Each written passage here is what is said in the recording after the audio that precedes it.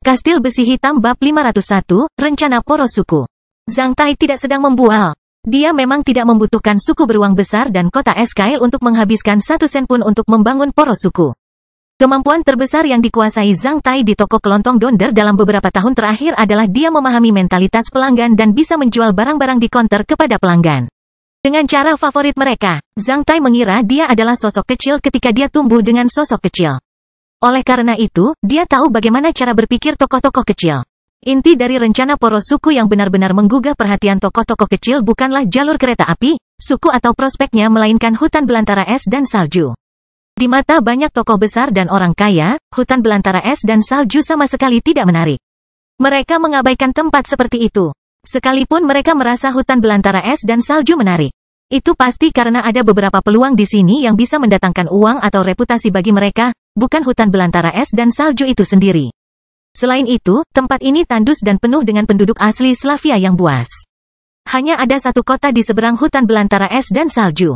Saat musim dingin, orang bahkan bisa mati kedinginan. Tidak ada hal lain yang menarik. Dari sudut pandang sosok-sosok kecil, Zhang Tai melihat potensi nilai dari hutan belantara es dan salju. Ketika perang suci ketiga antara manusia dan iblis pecah.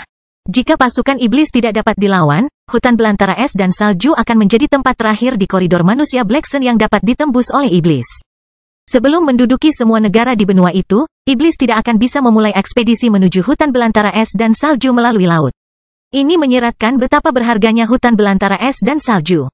Ini akan menjadi benteng terakhir koridor manusia Black Sun. Laut, benua yang tertutup es, dan sabuk angin utara iblis yang membeku membentuk jurang alami terbaik bagi iblis. Ketika iblis datang, tokoh-tokoh besar dan orang kaya akan melarikan diri ke luar negeri dan benua barat, bahkan benua timur dengan pesawat. Bagaimana dengan angka kecil? Apakah mereka punya kondisi, kemampuan dan modal untuk kabur seperti ini? Mustahil. Inilah gambaran nyata sebelum setiap bencana. Semua tokoh besar akan melarikan diri, meninggalkan tokoh kecil merasakan pahitnya malapetaka dengan air mata dan darah. Zhang Tai berencana untuk memberikan kesempatan kepada tokoh-tokoh kecil di koridor manusia Black Sun dengan menggunakan rencana poros suku sesuai kemampuan mereka. Rencana poros suku merupakan rencana pembiayaan terhadap tokoh-tokoh besar tersebut. Zhang Tai memutuskan untuk mendirikan perusahaan kereta api untuk rencana poros suku. Perusahaan kereta api akan mengirimkan 3 juta saham, jumlah langganan setiap saham adalah 40 koin emas. Saham ini akan dijual kepada rakyat jelata di negara-negara di sepanjang koridor manusia Black Sun, bukan di hutan belantara es dan salju. Dengan setiap bagian dari tribal axis, seseorang tidak hanya dapat menikmati bonus dari perusahaan kereta api tetapi juga memiliki hak untuk membawa 2 orang lagi ke hutan belantara es dan salju. Selain itu, dia berhak untuk menetap dan tinggal dalam jarak 50 km dari jalur kereta api baru. Ini bukan hanya saham perusahaan perkereta-apian, sertifikat pemegang saham dan bonus, tetapi juga hak untuk bermigrasi dan menetap di hutan belantara es dan salju. Jika aku masih menjadi sosok kecil di kota Black Hot, jika orang tuaku tidak memiliki istana Huayuan di punggung mereka. Jika ada tempat yang telah dipastikan sebagai tempat perlindungan terakhir manusia dalam perang suci yang akan datang antara manusia dan iblis dan itu hanya membutuhkan 40 koin emas untuk memasukinya. Apa yang akan dilakukan orang tuaku? Zhang Tai yakin orang tuanya akan membeli 1 tiket tidak peduli betapa sulitnya untuk menjaga dia dan kakak laki-lakinya tetap hidup sampai akhir. Bukan hanya aku, jika memang ada tiket seperti itu, bahkan keluarga rata-rata seperti Baghdad, Leit, Hista akan berusaha semaksimal mungkin untuk membelikan 1 tiket untuk anak-anak mereka. Karena rumah Barley kaya, jika mereka harus melarikan diri, ayahnya mungkin pindahkan dia ke tempat yang lebih aman, namun jika ayahnya bisa menyiapkan 1 tempat lagi yang lebih aman untuk Barley hanya dengan biaya 40 koin emas, aku khawatir dia akan segera menghabiskan 40 koin emas tanpa mengerutkan kening. Bonus saham dapat menghilangkan kekhawatiran terakhir sebagian besar keluarga pada umumnya. Sekalipun mereka tidak dapat memperoleh pekerjaan dalam beberapa hari dan tidak mempunyai penghasilan, mereka juga dapat memperoleh 1 jaminan lagi melalui bonus dari perusahaan perkereta-apian. Selain itu, kereta api, yang merupakan produk peradaban industri, juga akan mengurangi keanehan dan ketakutan mereka terhadap hutan belantara es dan salju. Ini adalah keinginan terbesar sebagian besar rakyat jelata sebelum datangnya bencana untuk memiliki tempat berlindung dan bertahan hidup di sana. Saham tersebut dapat memenuhi permintaan rakyat jelata. Zhang Tai mempertimbangkan secara rinci mentalitas rakyat jelata. 40 koin emas mampu dibeli oleh sebagian besar keluarga kelas menengah di koridor manusia Black Sun. Jumlahnya tidak terlalu banyak dan tidak terlalu sedikit. Hal ini memungkinkan rakyat jelata menemukan tempat perlindungan terakhir di koridor manusia Black Sun. Ketika Perang Suci ketiga tiba, dibandingkan dengan kerugian menyedihkan yang disebabkan oleh iblis, standar hidup yang buruk di hutan belantara es dan salju dapat diterima. Setelah mengalami kejamnya perang dan menyaksikan malapetaka di kota surga dingin dan kota Escail, Zhang Tai yakin bahwa selama tidak ada api perang, maka kota tersebut akan menjadi surganya. Di antara 900 juta populasi di koridor manusia Black Sun, bahkan jika 1/100 dari mereka ingin bersembunyi di hutan belantara es dan salju, itu mengindikasikan 9 juta orang. Oleh karena itu, tidak ada masalah untuk menyerahkan bagian tribal Axis Plan. Tentu saja, kota Escail dan suku beruang besar tidak memiliki kemampuan dan saluran untuk memberikan bagian tersebut, namun, Golden Rock Bank punya. Di malam hari, Zhang Tai sedang menafsirkan rencana poros sukunya kepada Olaura dengan tenang sambil berbaring di kolam air panas di halaman tersembunyi istana ini. Halaman ini dikelilingi oleh bebatuan dan pohon pinus putih.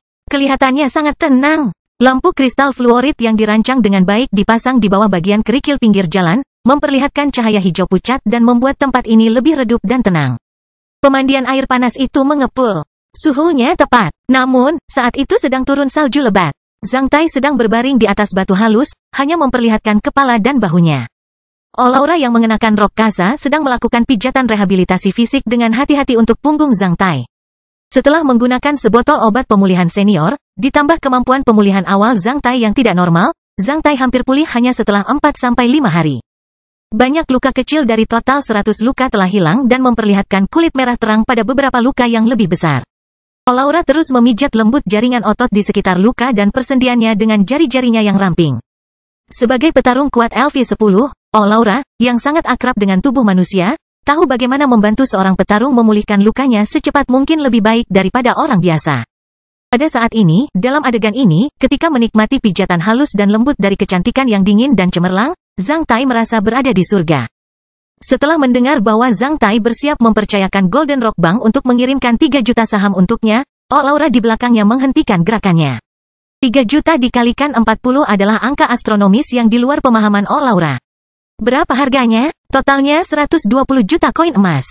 Setelah dikurangi sebagian biaya distribusi, kita masih bisa mengumpulkan sekitar 110 juta koin emas. Zhang Tai menandatangani dengan memuaskan. Sampai saat itu dia benar-benar memahami apa yang dimaksud Donder dengan kemampuan seseorang untuk mencapai integrasi terpenting dan pemanfaatan sumber daya pada posisi tertentu. Rencana poros suku ini merupakan integrasi sumber daya dengan tangan. Dalam rencana ini, dia mengintegrasikan kota Escail, klan Spencer, suku beruang besar, statusnya saat ini, bahkan perubahan situasi yang dihadapi hutan belantara es dan salju serta benua. Jika seseorang memberitahunya bahwa dia bisa memenuhi rencana investasi di atas 100 juta koin emas setahun yang lalu atau bahkan beberapa bulan yang lalu, Zhang Tai tidak akan pernah mempercayainya. Uang sebesar itu bisa membunuhnya 100 kali lipat. Namun, kali ini, Zhang Tai memiliki rasa bangga yang kuat.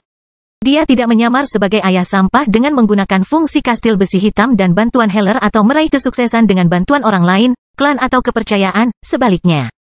Dia mengintegrasikan dan memanfaatkan sumber dayanya dengan tangan menggunakan kecerdasan dan kemampuannya sendiri. Dia tahu apa yang dipikirkan rakyat jelata dan tokoh kecil. Oleh karena itu, ia menyediakan komoditas dan pelayanan yang memuaskan bagi rakyat jelata dan rakyat kecil. Ini adalah rencana multi kemenangan yang akan menguntungkan dirinya sendiri, suku beruang besar, kota Escail, bahkan banyak rakyat jelata. Bagi Zhang Tai, rencana ini lebih penting daripada melompat ke reruntuhan kastil beruang besi dari pesawat. Dia merasa bisa mewujudkan sublimasi dalam rencana ini. Bisakah kamu menerapkan rencana ini lebih lanjut jika suku beruang lain di hutan belantara es dan salju juga mempercayakan Bank Raja Wali Emas untuk mengirimkan stok sebanyak itu? Olaura bertanya. Saat mempercayakan Golden Rock Bank untuk melakukan hal ini, aku akan membiarkan mereka memenuhi kode komersial eksklusif. Artinya, tidak ada orang lain yang diizinkan melakukan hal yang sama dalam modeku di hutan belantara es dan salju tanpa persetujuanku. Kereta api itu milik siapa di masa depan? Para pemegang saham itu? Olaura bertanya karena dia tidak terbiasa dengan mode komersial canggih ini. Secara nominal itu milik mereka. Mereka menempati sebagian besar saham perusahaan perkereta apian, namun mereka hanya berhak mendapat bagian bonus. Dari suku beruang besar dan kota Escail. Kok bisa? Kamu belum bayar? Zhang Tai tersenyum sambil membalikkan badannya, sebagai pemrakarsa. Aku berinvestasi pada aset-aset tak terlihat milikku seperti kecerdasan, kemampuan, hubungan manusia, dan sumber daya terpaduku. Aku tidak perlu membayar untuk itu. Oleh karena itu, saya bisa memiliki kepemilikan mayoritas di perusahaan perkereta apian dengan memiliki proporsi saham yang besar sebagai pemrakarsa. Tidak masalah asalkan saya tidak terlalu berlebihan. Ini bukan merebut serigala putih dengan tangan kosong. Ini adalah aturan permainan komersial yang normal di luar. Zhang Tai memandangi kelinci putih montok di balik kain kasa dan area yang menjulang di bawah perut bagian bawahnya saat dia merasa haus dan diam-diam menelan ludahnya. Ayolah. Aku belum pulih di sini, tolong pijat di sini dengan cara lain. Bagaimana? Laura bertanya dengan serius karena dia tidak mengenali tipuan Zhang Tai. Seperti ini, Zhang Tai segera menepikan Laura. Seru Laura. 2 jam kemudian, 6 wanita Spencer muncul di samping kolam air panas berkabut dengan kain kasa semi-transparan.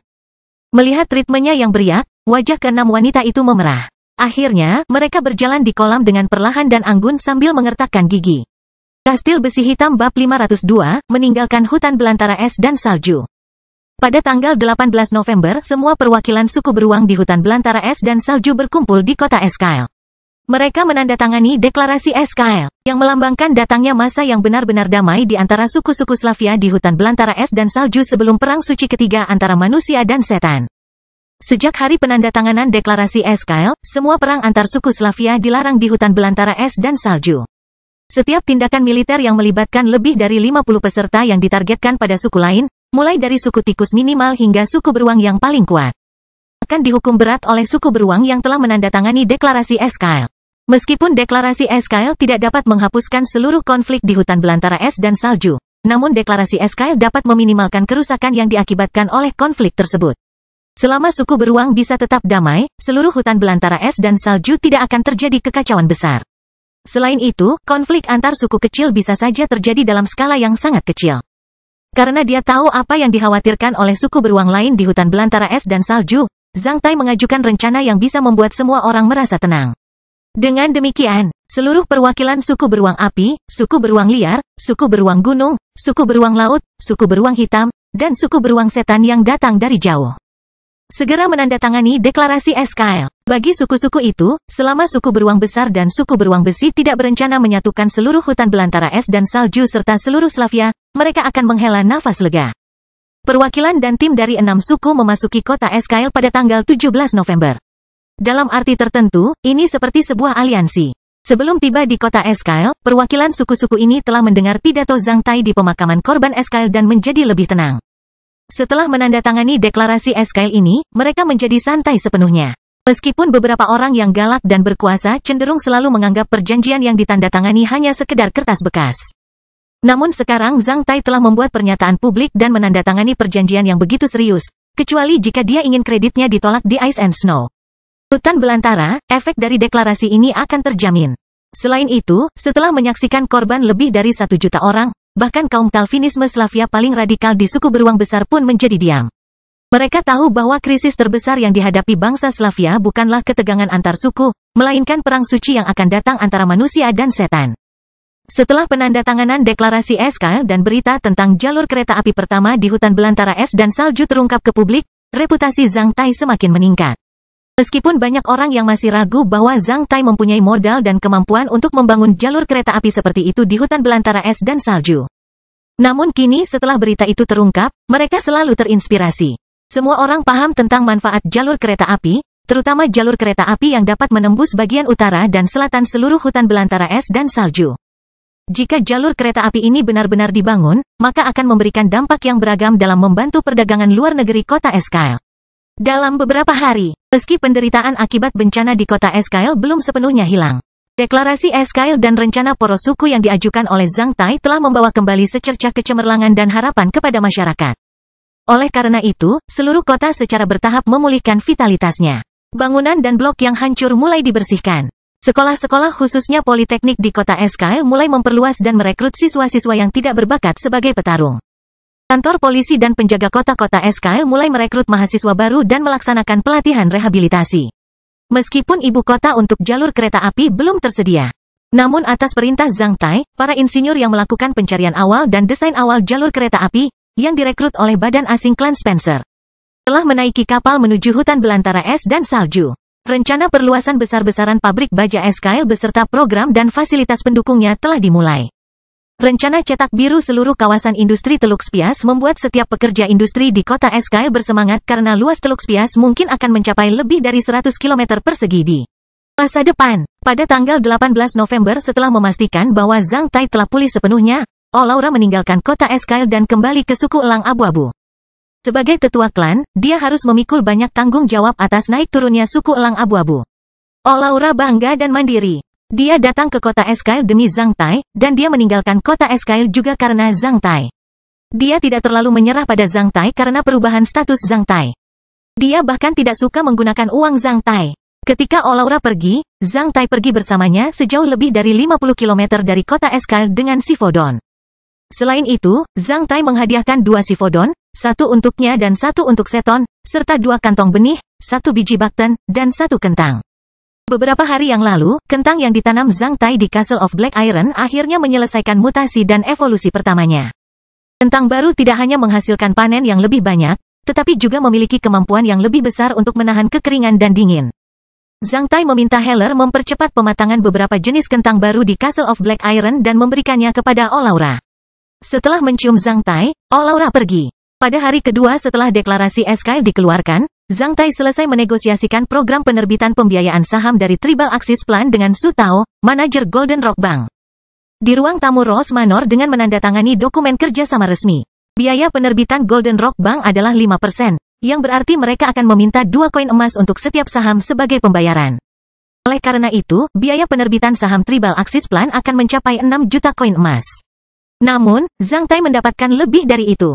Jika seluruh sahamnya terjual, maka Zhang Tai akan mengumpulkan 14 juta koin emas, yang merupakan angka astronomi dimanapun Anda berasal. Selain itu, dokumen tersebut juga menyertakan barang-barang eksklusif, yang berarti Bank Raja Wali Emas tidak akan melakukan bisnis serupa di hutan belantara es dan salju tanpa persetujuan Zhang Tai. Bisa dikatakan, bisnis ini adalah hak paten Zhang Tai. Sebagai mitra Zhang Tai, Golden Rock Bank memiliki syarat lain dalam bisnis penerbitan saham, untuk memastikan reputasi Golden Rock Bank. Golden Rock Bank akan mengirimkan akuntan profesionalnya untuk mengawasi penggunaan dana yang dikumpulkan untuk memastikan bahwa semua dana diterapkan dalam rencana poros suku di hutan belantara es dan salju dan bukannya disia-siakan. Tentu saja, Zhang Tai menyetujuinya dengan senang hati. Selain itu, dia bahkan mempekerjakan Golden Rock Bank sebagai penasihat keuangan Tribal Axis Plan. Sebelumnya Zhang Tai tidak berencana menggunakan dana yang terkumpul di tempat lain. Meskipun jumlah uangnya sangat besar, itu menarik harapan banyak orang dan akan digunakan untuk persiapan membela iblis dalam perang suci yang akan datang. Jika jumlah uang ini dihamburkan di tempat lain, Zhang Tai merasa bahwa dia telah melampaui keuntungannya. Setiap orang memiliki keinginan dan ambisinya masing-masing. Para gangster ingin menduduki lebih banyak jalan, pengemis ingin menempati lebih banyak tempat pembuangan sampah. Bahkan Zhang Tai pun mempunyai keinginan dan ambisinya sendiri. Namun, keinginan dan ambisi Zhang Tai tidaklah terlalu ekstrim. Pencapaian besar yang dibawa oleh hutan belantara es dan salju terlalu merangsang ambisi Zhang Tai. Oleh karena itu, Zhang Tai merasa sangat puas. Jika dia membutuhkan uang, Zhang Tai merasa akan lebih meyakinkan jika menggunakan uang yang dibawa oleh obat serbaguna miliknya. Mengenai uang dari klan Spencer, Zhang Tai merasa tidak nyaman membelanjakannya. Zhang Tai pernah mengejek dirinya sendiri, karena sudah menjadi penyakit umum di kalangan tokoh kecil seperti dia untuk hanya bermimpi tentang kehidupan yang berkecukupan. Namun, mereka hanya bermimpi menjadi orang terkaya di negeri ini. Jika mereka harus melakukan hal-hal buruk demi uang, kebanyakan dari mereka akan bergumul dalam hati. Yang mulia, baik di relik atau kota Esquire, di bawah tanah atau di atas tanah, popularitas dan perbuatan Anda memenangkan rasa hormat saya yang tulus. Dengan senang hati Golden Rock Bank melayani Anda. Setelah menandatangani dokumen ini, Anda akan dipromosikan ke posisi teratas, tamu bintang emas bank kami di koridor Blackson Humans. Anda akan dapat menikmati lebih banyak layanan pribadi. Manajer Su mengungkapkan hal ini dengan tulus sambil berjabat tangan dengan Zhang Tai setelah menandatangani 2 perjanjian. Terima kasih atas apresiasimu. Sebenarnya, aku hanya melakukan apa yang seharusnya kulakukan. Aku tahu apa yang bisa kulakukan dan apa yang tidak bisa kulakukan, kata Zhang Tai merendah. Bank Raja Wali Emas Tiongkok ini masih sangat misterius, seolah-olah tertutup selubung di mata Zhang Tai. Sementara itu, semakin sering dia menghubungi bank ini, dia akan semakin merasa tidak terduga tentang bank ini. Bahkan seorang manajer Bank Raja Wali Emas di kota Esquire bisa bersikap begitu tenang, hingga hal ini benar-benar mengagetkan Zhang Tai. Terima kasih kepada Anda, tim pencari kami selamat dari reruntuhan dan pergi dengan selamat. Kami tidak menyampaikan terima kasih kepada Anda atas hal itu. Kami tahu bahwa semua yang Anda lakukan di kota Esquire adalah untuk bertahan melawan para iblis. Oleh karena itu, saya ingin untuk memberimu hadiah. Mengatakan ini, manajer Su Tao melirik seorang pria di sisinya. Pria itu kemudian bergerak maju. Dia meletakkan satu koper hitam di atas meja di depan Zhang Tai sebelum mundur beberapa langkah dengan sopan. Apa ini? Zhang Tai bertanya karena penasaran sambil memperhatikan koper itu. Ini berisi formula dan prosedur pemrosesan beberapa paduan berkinerja tinggi. Berdasarkan kemampuan pabrik baja S-Kyle, setelah beberapa transformasi teknis, pabrik tersebut akan mampu menghasilkan paduan berkinerja tinggi ini. Dengan paduan seperti itu, pedang dan pedang akan menjadi lebih baik. Lebih tajam, baju besi akan lebih kokoh, dan mesin serta armada akan bekerja lebih baik. Zhang Tai menghela nafas sedikit. Dia tahu formula paduan sangat mahal dimanapun mereka berada. Di zaman ini, hal-hal seperti itu disimpan sebagai rahasia kelas A suatu negara atau klan, dan tidak akan pernah terungkap. Beberapa klan besar di kota Black Hawk telah berkembang dengan menguasai formula dan prosedur pemrosesan beberapa paduan logam berperforma tinggi pada awalnya. Karena pabrik baja di kota S-Kyle lemah dalam hal kekuatan teknis, memiliki benda-benda ini akan mampu menutupi kekurangannya. Terima kasih banyak. Hutan belantara es dan salju sangat membutuhkan barang-barang ini. Zhang Tai menjabat tangan manajer Su. Jika Anda membutuhkannya, kami dapat dengan bebas memberi Anda seluruh rangkaian peta desain untuk tank berperforma tinggi, kendaraan lapis baja uap, dan lebih dari 100 kapal militer skala besar. Yang sesuai dengan lingkungan dan wilayah hutan belantara es dan salju, sebagai serta beberapa ahli dan insinyur di bidang terkait. Peta-peta ini akan memiliki berat total puluhan ton.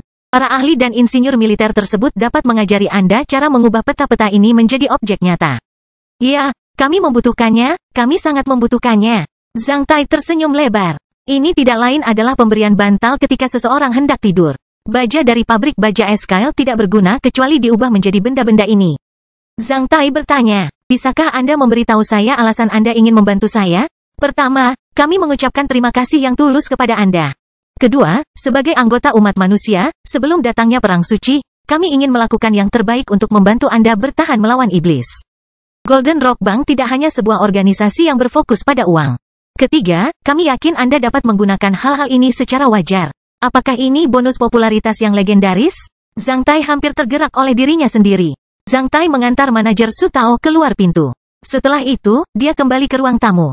Duduk di sofa, dia tertegun sambil menatap koper kulit hitam itu. Setelah tergerak oleh popularitasnya sendiri selama kurang dari 1 detik, Zhang Tai mulai memikirkan motif di balik mengapa Golden Rock Bank melakukan ini.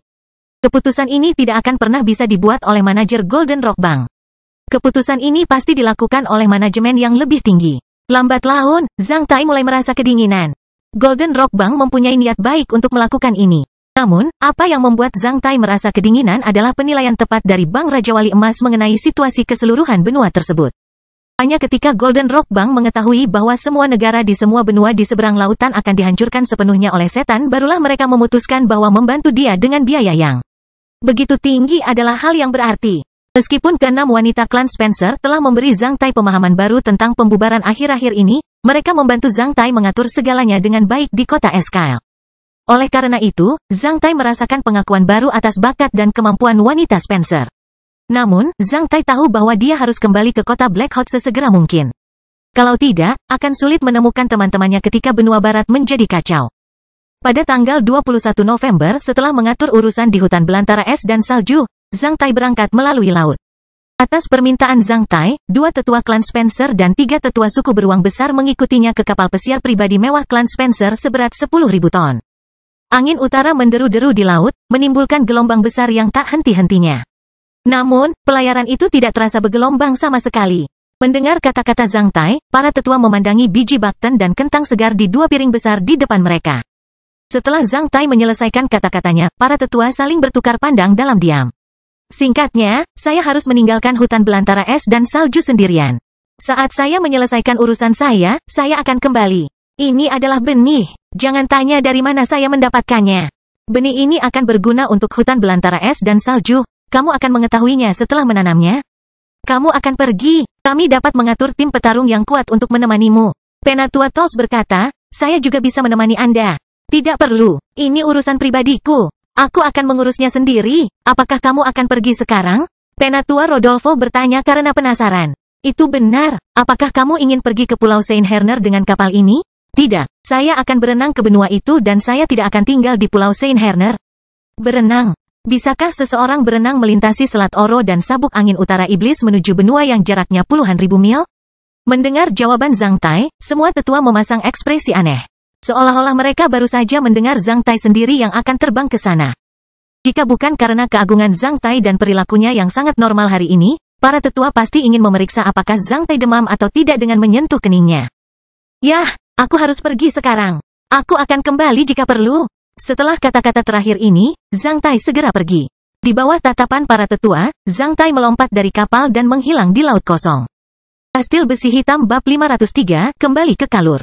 Di Kalur, kota mesin, salju pertama tiba beberapa hari lebih lambat dibandingkan tahun-tahun sebelumnya. Meski demikian, setelah turun salju selama 2 hari, seluruh kota tertutup lapisan salju setebal 10 cm. Salju bahkan menghambat operasional normal jalur kereta api menuju Kalur. Banyak pabrik di Kalur juga terkena dampaknya karena gagal mengirimkan barang atau menerima bahan mentah. Oleh karena itu, banyak orang mulai membersihkan salju di jalanan dan jalur kereta api. Hanya pusat kapal udara berskala besar yang tidak terpengaruh karena merupakan pusat lintas udara di Kalur. Meskipun salju turun lebat di malam hari, kru darat masih membersihkan pusat pesawat dengan pembersih salju setiap beberapa jam sekali. Oleh karena itu, meskipun jalan raya dan jalur kereta api terhambat parah di musim dingin, pusat pesawat di Kalur menjadi sangat sibuk. Pada tanggal 25 Desember sebuah pesawat berukuran sedang mendarat di landasan nomor B06 di pusat pesawat Kalur. Pesawat ini tersedia untuk penumpang dan barang, jadi sangat tidak nyaman. Barang-barang ada di kabin bawah sementara banyak pelancong biasa berkerumun di kabin atas. Wisatawan yang mulia akan selalu memilih untuk menaiki kapal udara penumpang khusus antara Carol Federation dan kota Kalur, di mana mereka dapat menikmati kenyamanan tingkat tinggi dan layanan berkualitas dari pramugari. Mereka yang menggunakan kapal udara seperti itu selalu bisa terlibat dalam banyak hubungan cinta. Oleh karena itu, hanya sedikit orang kaya yang lebih memilih bepergian dengan pesawat yang tersedia untuk penumpang dan barang. Sebaliknya, mereka semua memilih pesawat penumpang profesional ini. Sebagian besar pengemudi taksi di luar pusat pesawat memiliki pandangan yang tajam. Setelah melihat pesawat mana yang mendarat di landasan B06, para supir taksi tak menghiraukan penumpangnya. Dalam pengalaman mereka sebelumnya, sebagian besar dari mereka yang menggunakan pesawat baik untuk penumpang maupun barang sama kejamnya dengan Grandet 1. Orang-orang seperti ini akan mengabaikan taksi, yang tarif awalnya adalah 2 koin perak. Bahkan jika 1 atau 2 dari mereka ingin naik taksi, mereka akan menawar beberapa koin tembaga dengan tajam kepada pengemudinya. Hal ini selalu membuat pengemudi ragu apakah mereka mempunyai pekerjaan yang layak. Kalau tidak, bagaimana mereka bisa tawar-menawar dengan orang lain selama setengah jam untuk mendapatkan beberapa koin tembaga? Di mata sekelompok supir taksi yang acuh tak acuh, Zhang Tai akhirnya berjalan keluar dari pintu kabin tempat dia dipenuhi begitu banyak orang di kursi selama beberapa hari terakhir. Zhang Tai sudah kembali ke penampilan aslinya saat ini. Setelah meninggalkan kota Esquile, Zhang Tai tinggal di sebuah pulau tak berpenghuni di Kepulauan Ewentra selama beberapa hari. Selama periode ini, dia telah mencerna 9 buah serigala besar dengan 7 kekuatan di Kastil Besi Hitam. Dia menyalakan 21 titik lonjakan dan secara resmi menjadi petarung LV8. Setelah itu, dia datang ke benua itu. Setelah dengan serius membuat rencana saat dalam perjalanan, dia berburu seekor ular raja di ruang bawah tanah sebuah negara kecil bernama Bastille selama 2 hari. Setelah mengumpulkan api jiwa ular raja LV8, Zhang Tai akhirnya menyelesaikan kemajuannya. Setelah meninggalkan Bastille, Zhang Tai pindah ke barat dan tiba di Federasi Carol beberapa hari yang lalu. Setelah itu, dia datang ke kota Kalur dengan pesawat paling awal. Zhang Tai mengenakan satu set pakaian katun linen biasa, yang sudah kusut setelah duduk di kursi selama beberapa hari. Di bawah pakaian atasnya ada kemeja. Dia sedang mengangkat ransel kanvas biasa.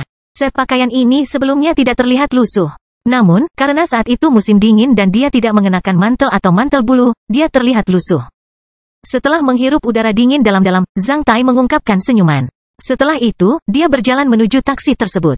Hebatnya, meskipun dia melambai ke arah taksi itu, dia mendapati dirinya diabaikan. Setelah melirik penumpang di sampingnya yang dikelilingi oleh begitu banyak supir taksi, Zhang Tai kemudian melirik pakaiannya sendiri dan sepasang sepatu kulit yang agak usang.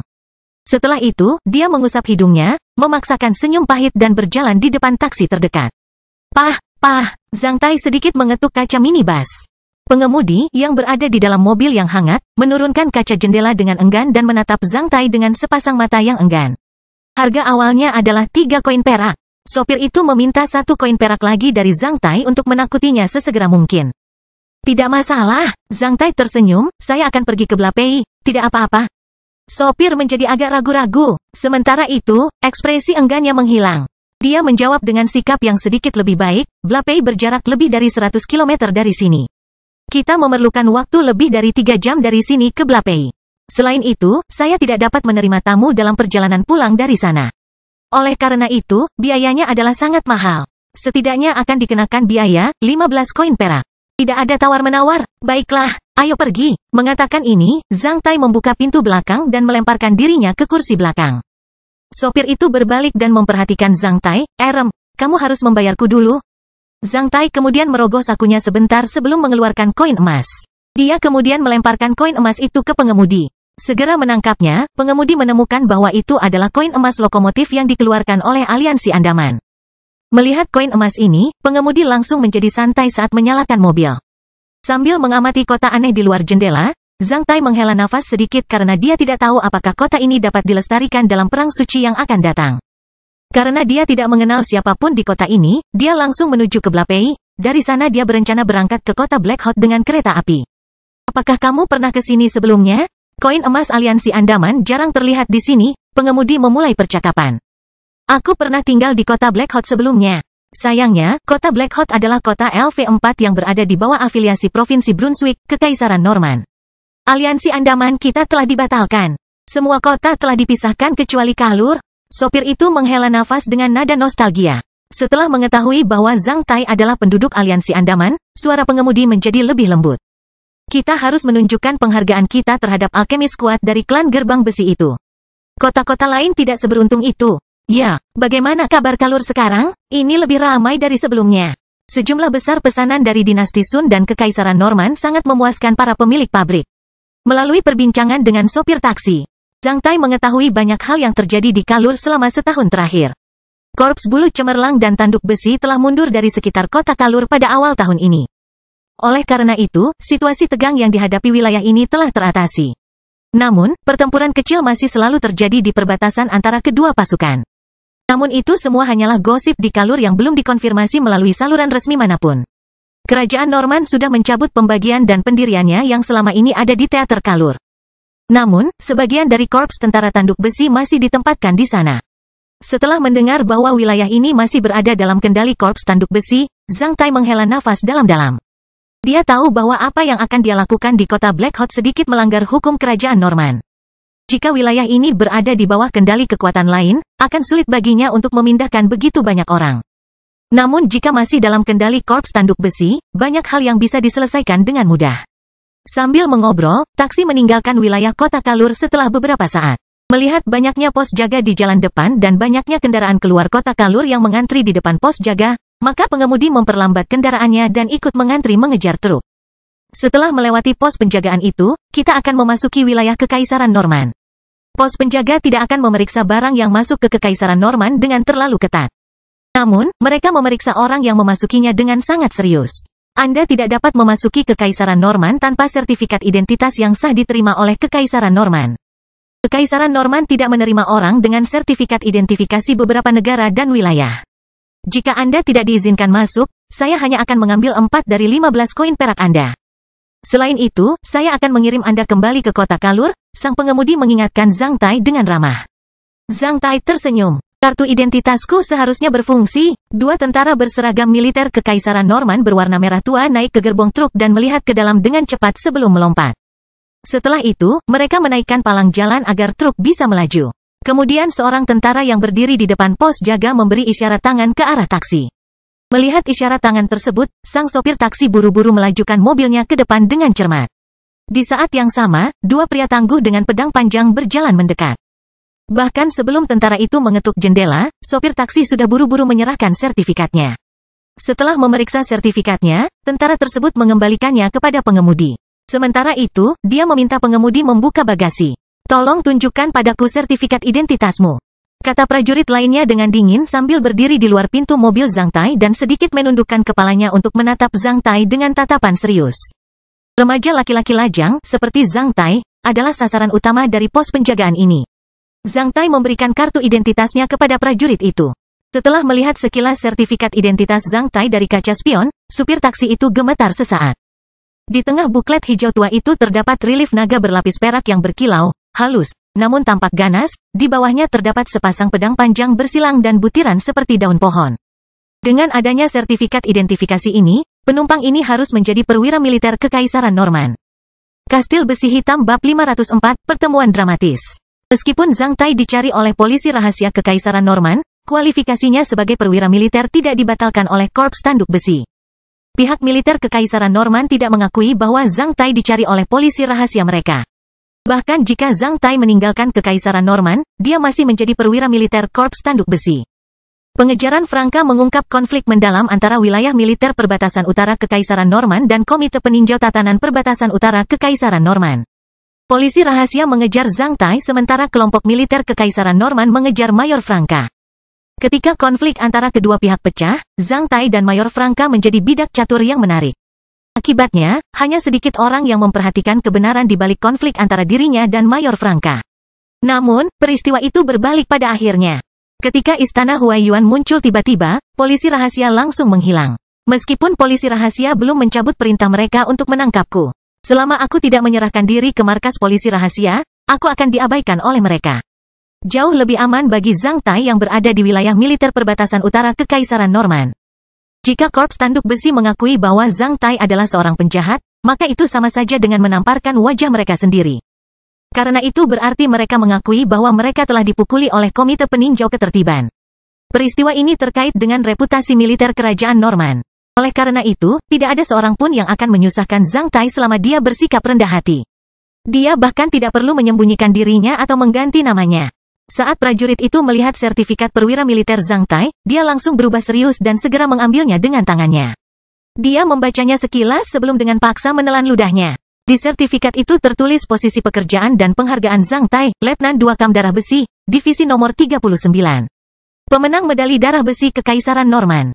Dipromosikan menjadi Letnan 1 karena eksploitasi militer, dikirim ke Pusat Peralatan nomor 9 pada saat yang sama, Divisi Bantuan Logistik Komprehensif dari Departemen Logistik. Direktur Korps Tanduk Besi karena luka berat.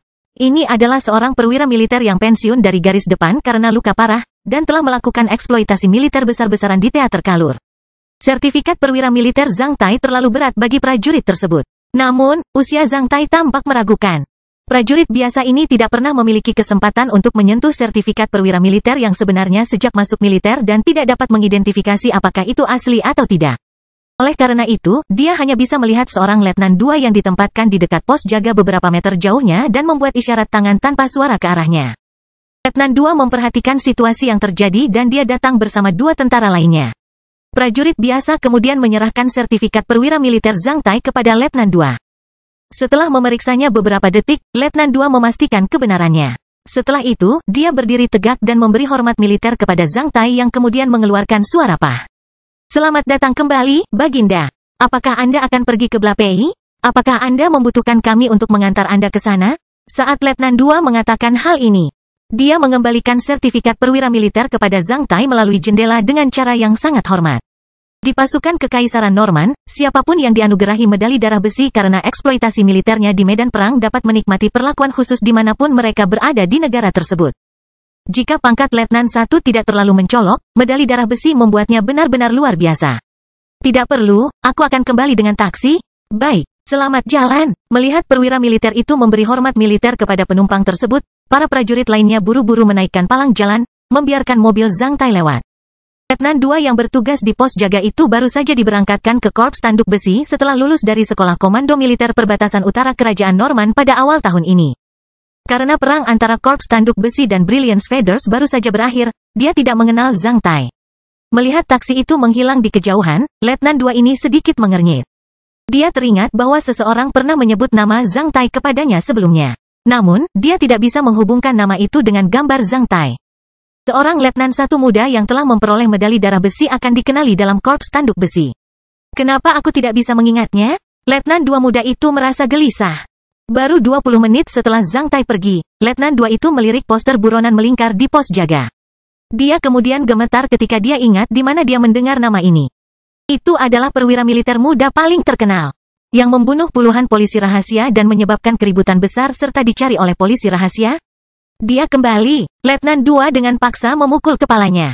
Tak lama setelah itu, dia menceritakan sesuatu kepada asistennya sebelum melompat ke dalam mobil yang sudah dinyalakan di samping pos jaga dan melaju menuju Blapei. Meski di dalam mobil tidak panas, supir taksi tetap saja mengeluarkan keringat. Setelah mengetahui status Zhang Tai, pengemudi itu teringat percakapannya dengan Zhang Tai tadi. Memikirkan terutama bagaimana dia bersumpah pada tentara Kekaisaran Norman sebagai anjing kulit merah dan setan, wajahnya berubah menjadi biru karena ketakutan yang luar biasa. Aku sudah selesai. Membayangkan kebrutalan tentara kerajaan Norman dalam legenda tersebut, sang supir taksi langsung merasa seperti terjatuh ke neraka. Suasana semakin suram di dalam mobil. Menyadari bahwa supir taksi itu sangat ketakutan dan menutup mulutnya rapat-rapat, Zhang Tai pun terdiam. Bersandar di kursi belakang, dia menutup mata dan berpura-pura tidur siang. Saat turun salju lebat, kendaraan melaju dengan kecepatan lambat. Meskipun beberapa jalan telah dibersihkan, aksesibilitasnya menurun tajam. Pengemudi membutuhkan waktu lebih dari 2 jam untuk tiba di Blapei setelah menempuh perjalanan sejauh 100 km. Mereka tiba di Blapei pada pukul 6 sore saat senja telah tiba. Taksi diparkir di jalan. Sebelum Zhang Tai membuka pintu, pengemudi buru-buru keluar dari kendaraan dan membukakan pintu untuk Zhang Tai. Tuan, ini kehormatan besar bagi saya untuk melayani Anda. Anda tidak perlu membayar saya. Silakan ambil uang Anda kembali. Melihat pengemudi mengeluarkan koin emas itu dengan ekspresi tegang, Zhang Tai tersenyum. Pendengaran saya buruk. Saya tidak dapat mendengar dengan jelas apa yang Anda katakan di dalam mobil. Oleh karena itu, Anda tidak perlu khawatir tentang hal itu. Simpan tipnya. Ini sudah larut.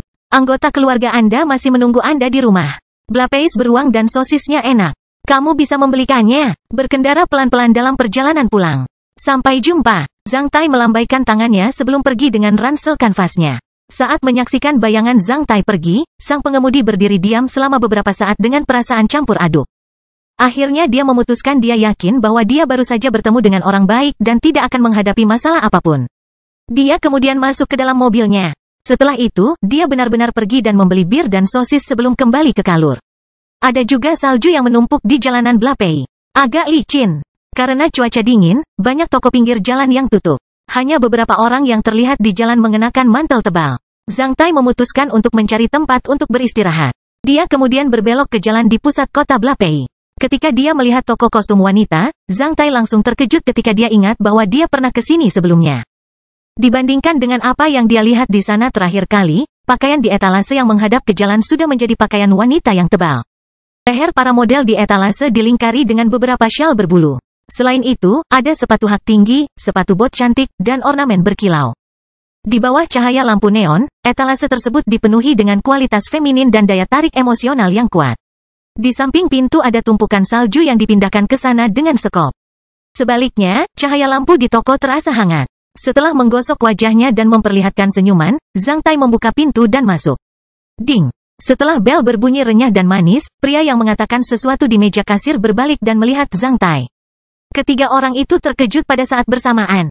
Zhang Tai tidak pernah membayangkan bahwa dia bisa bertemu dengan orang yang sama di tempat dan waktu yang hampir sama seperti sebelumnya. Semuanya seperti sesuatu dari sebuah drama. Kebetulan sekali, Tuan Pert. Zhang Tai menyeringai sambil memperlihatkan gigi putihnya. Saat melihat Zhang Tai, wajah Pert menjadi pucat dan seluruh tubuhnya gemetar.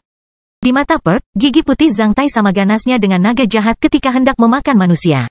Erem, aku hanya baru saja lewat sini, dan membeli sesuatu untuk istriku. Ini pertama kalinya, sungguh, aku janji. Apakah kamu sudah membeli barang-barangmu? Iya, sudah, kamu lanjutkan. Mengatakan ini, Tuan Pert buru-buru pergi dengan membawa kantong kertas tanpa berani melirik ke arah Zhang Tai lagi. Ketika dia melewati Zhang Tai, dia bahkan bergerak sedikit demi sedikit di sepanjang dinding sambil menahan napas. Saat Pert bergegas keluar dari pintu, dia menjatuhkan dirinya ke tanah, tertelungkup. Setelah memanjat, dia langsung berguling karena dia bahkan tidak berani menoleh ke belakang. Kemudian, hanya tersisa 2 orang di toko tersebut. Zhang Tai bertukar pandang dengan bos wanita di belakang meja kasir, yang memiliki rambut indah bergelombang. Mereka tersenyum satu sama lain pada saat yang sama. Kastil besi hitam bab 505, keuntungan dan kerugian. Misalkan Laura adalah es batu, maka Zhang Tai lebih suka jika Laura dicairkan ke dalam air. Sebaliknya, Linda adalah air, oleh karena itu, dia hanya bisa menjadi rawa yang lembut dan berlumpur dan membungkus Zhang Tai. Setelah itu, Zhang Tai akan menikmati tempat terlembutnya di bawah erangannya yang menyedihkan. Ini adalah wanita yang lembut dan dewasa yang luar biasa, feminin dan cantik. Ketika dia ditekan di bawah tubuh Zhang Tai, dia masih terlihat malu saat dia menutup mata dan mencondongkan kepalanya. Di gedung partai hijau yang sama. Setelah Zhang Tai pindah, Linda pindah dari lantai 3 ke lantai 4. Itu adalah ruangan tempat tinggal Zhang Tai. Seperti bagaimana Zhang Tai mengirim Linda kembali terakhir kali, setelah minum sedikit, Zhang Tai mengirimnya kembali. Setelah itu, hal itu terjadi secara alami. Yah, Zhang Tai harus mengakui bahwa dia tidak tahan dulu. Di tangga yang gelap, Linda berjalan di depan Zhang Tai. Melihat pantatnya yang montok dan berliku-liku di bawah rok ungu ketat dan sepasang kaki putih salju yang indah dengan sepatu hak tinggi dan mencium aroma memikat dari wanita dewasa ini. Zhang Tai tidak tahan untuk menyentuh pantatnya di lantai 3. Linda tetap diam. Dia hanya berbalik dan menatap Zhang Tai dengan sedikit malu. Bagi Zhang Tai, ini adalah sebuah penyemangat. Berjalan di lorong yang gelap, Linda mendapat firasat ketika dia mulai menahan napas. Ketika mereka berjalan di lorong gelap di luar ruangan di lantai 4, Zhang Tai memeluknya. Mereka kemudian mulai berciuman. Menjadi sangat terstimulasi dalam kegelapan, Zhang Tai dengan paksa mendorong bos wanita yang lembut dan cantik itu ke sudut. Sementara itu, dia mengangkat kaki seputih saljunya dan mulai meraba-raba, mendorong dan menggosokkan benda itu ke kakinya. Dia akhirnya menusuk ke tempat yang basah dan lembut seperti rawa melalui celah sempit di sisi rendahnya. Zhang Tai masih ingat bahwa Linda seperti api sementara lidahnya sedingin es. Esokan harinya, Zhang Tai bangun tepat waktu berdasarkan jam biologisnya. Ketika dia membuka matanya, dia menemukan Linda sedang berjongkok di depan dadanya seperti kucing. Rambut wanita itu tersebar di leher dan bahu Zhang Tai dengan tidak teratur. Kelinci putih montoknya satu mendorong erat ke samping tulang rusuk dan dada Zhang Tai. Saat Zhang Tai bergerak, dia merasa gatal di lehernya. Zhang Tai kemudian melihat keluar melalui celah tirai. Saat itu sedang turun salju. Di luar masih gelap meskipun kamar tidur kecil ini terlihat sangat hangat. Wajah cantik Linda tetap memerah dan berkilau setelah hubungan romantisnya dengan Zhang Tai. Dia terlihat sangat menawan. Pakaian mereka tersebar di atas karpet sehingga agak berantakan. Pintu kamar tidur terbuka. Tepat di pegangan pintu ada bra 36 hitam milik Linda. Bahkan ada cairan tubuh Zhang Tai yang seperti susu di bra yang sudah kering. Linda adalah wanita dewasa dan menawan. Setelah ditaklukkan oleh seorang pria, dia akan menjadi sangat patuh di tempat tidur seperti bagaimana seorang wanita cantik melayani suaminya di usianya. Hasilnya, keinginan Zhang Tai untuk melakukan penaklukan dan kepuasan sangat terpenuhi. Dengan menaklukkan wanita seperti itu, pria akan merasa puas baik lahir maupun batin. Melihat penampilan tidurnya yang manis, Zhang Tai hampir tidak bisa membayangkan betapa miskinnya wanita ini pada waktu yang sama tahun lalu ketika dia tidak bertemu dengannya. Tuhan sepertinya selalu membawa lebih banyak masalah pada wanita baik hati namun cantik ini, membuat mereka menderita karena pengkhianatan dan keserakahan pria. Setelah sedikit mencium wajahnya, Zhang Tai dengan hati-hati menjauhkan lengannya dari lehernya sebelum turun dari tempat tidur tanpa suara. Setelah itu, dia menarik selimut ke tubuhnya. Zhang Tai berjalan ke sisi jendela dan memperlihatkan celah sempit. Setelah itu, dia melihat ke bawah dan menemukan dua orang sedang berdiri di luar rumah partai hijau dan sedikit menghentakkan kaki mereka saat mereka melihat ke dalam rumah sebelum fajar. Mereka mengenakan seragam militer Kekaisaran Norman berwarna merah tua. Berada tak jauh dari dua orang itu, dua buah sedan hitam terparkir di pinggir jalan. Dari sisi Zhang Tai, dia bisa menangkap plat nomor putih itu. Zhang Tai mengungkapkan seulas senyum di sudut mulutnya. Militer bereaksi begitu cepat. Mereka sudah menemukan saya dalam satu malam. Jika tidak efisien, Zhang Tai akan meragukan kemampuan korps tanduk besi dalam mengendalikan Blapei. Setelah meletakkan tirai, Zhang Tai mandi air dingin di kamar mandi menggunakan air di tangki air. Setelah itu, dia kembali ke kamar tidurnya, mengambil pakaiannya dan memakainya. Linda masih tidur. Setelah meliriknya, Zhang Tai diam-diam meninggalkan ruangan. Zhang Tai tidak membayangkan bahwa Linda membuka matanya saat dia menutup pintu kamar. Karena hari masih pagi, Greens dan tamu-tamu mereka yang lain belum bangun.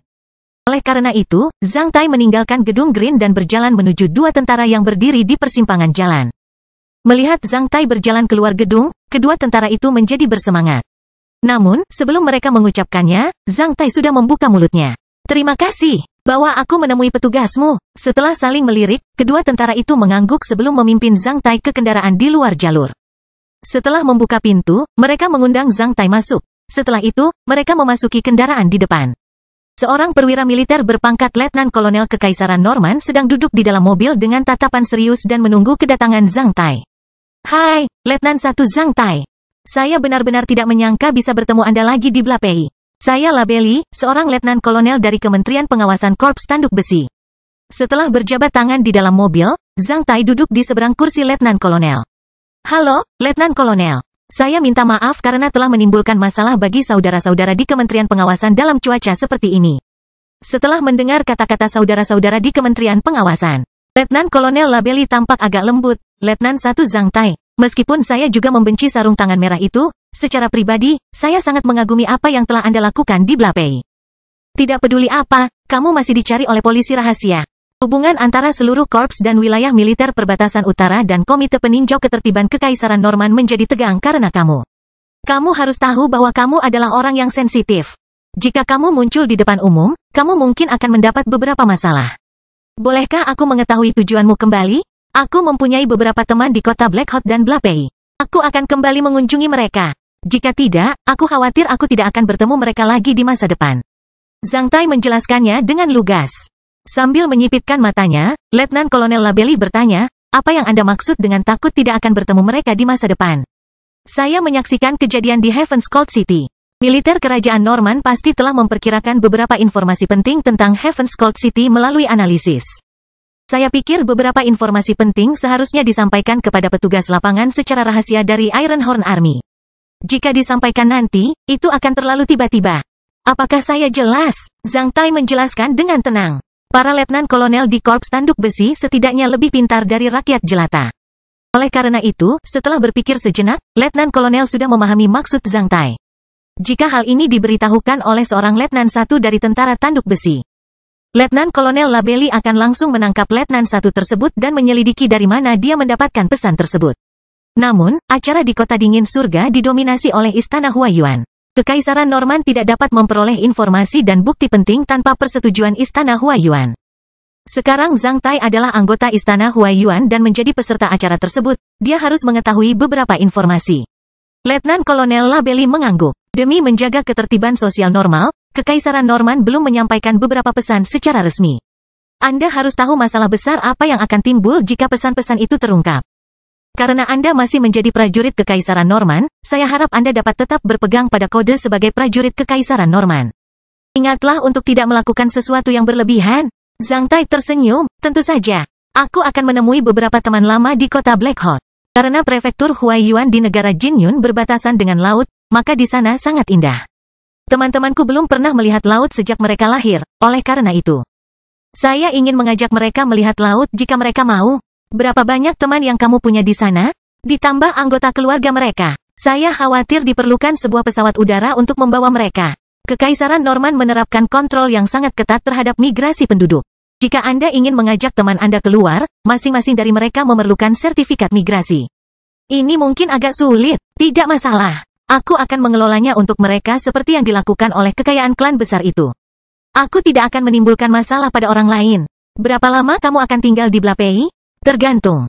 Aku harus berangkat besok. Aku akan pergi ke kota Blackhawk dengan kereta api. Kemana lagi kamu akan pergi kecuali kota Blackhawk? Kota Blackhawk adalah tujuanku. Selama aku bisa mengelolanya, aku akan pergi bersama teman-temanku. Setelah berbicara dengan Letnan Kolonel Labelli selama lebih dari 20 menit, Zhang Tai turun dari mobil, memasukkan kartu khusus Korps Tanduk Besi ke dalam sakunya. Letnan 1 Zhang Tai. Harus kukatakan, sungguh beruntung bisa menjadi temanmu. Semoga perjalananmu menyenangkan bersama teman-temanmu. Letnan Kolonel Labelli memberitahu Zhang Tai melalui jendela. Terima kasih, Zhang Tai menjawab sambil tersenyum. Setelah sedikit bergetar, kedua kendaraan itu berangkat. Zhang Tai melihat kendaraan tersebut sebelum tersenyum dan kembali ke gedung Partai Hijau. Ketika dia kembali ke lantai 4, dia mengetuk pintu karena dia tidak punya kunci. Linda membuka pintu dengan sedikit takjub dan terkejut. Apa? Zhang Tai bertanya dengan ekspresi takjub. Kupikir, padahal kamu sudah pergi. Linda berkata dengan malu. Zhang Tai tersenyum sebelum memasuki ruangan dan menutup pintu. Apakah kamu sudah sarapan? Jika belum, aku akan membuatkan sarapan untukmu. Di bawah tatapan mata Zhang Tai yang berbinar, Linda tampak sedikit malu ketika dia buru-buru berbalik dan berjalan menuju dapur. Pada saat ini, Zhang Tai menarik tangannya saat dia duduk di sofa. Setelah itu, dia menepuk-nepuk kakinya, ayo, duduk di sini.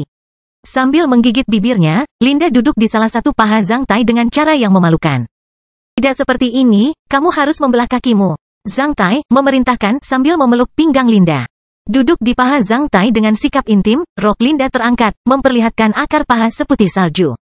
Bos wanita berusia 30-an itu kemudian tersipu. Apakah seperti ini? Linda bertanya pada Zhang Tai dengan suara rendah karena dia mengira Zhang Tai ingin dia melakukan beberapa hal aneh. Tatap mata saya, Zhang Tai berkata sambil memeluk pinggangnya. Sambil menoleh, Linda memandang Zhang Tai dengan sikap malu-malu. Melihat wanita yang begitu dewasa, terutama penampilannya yang pemalu setelah tidur dengannya, Zhang Tai hampir kehilangan kendali lagi. Di mata Zhang Tai, wanita seperti itu sungguh luar biasa. Ia tidak mengerti bagaimana pemikiran mantan tunangannya. Bagaimana dia bisa menjatuhkan wanita sebaik itu hanya demi beberapa koin emas. Betapa bodohnya. Sebagai perbandingan, Perk pun sedikit lebih cerdas.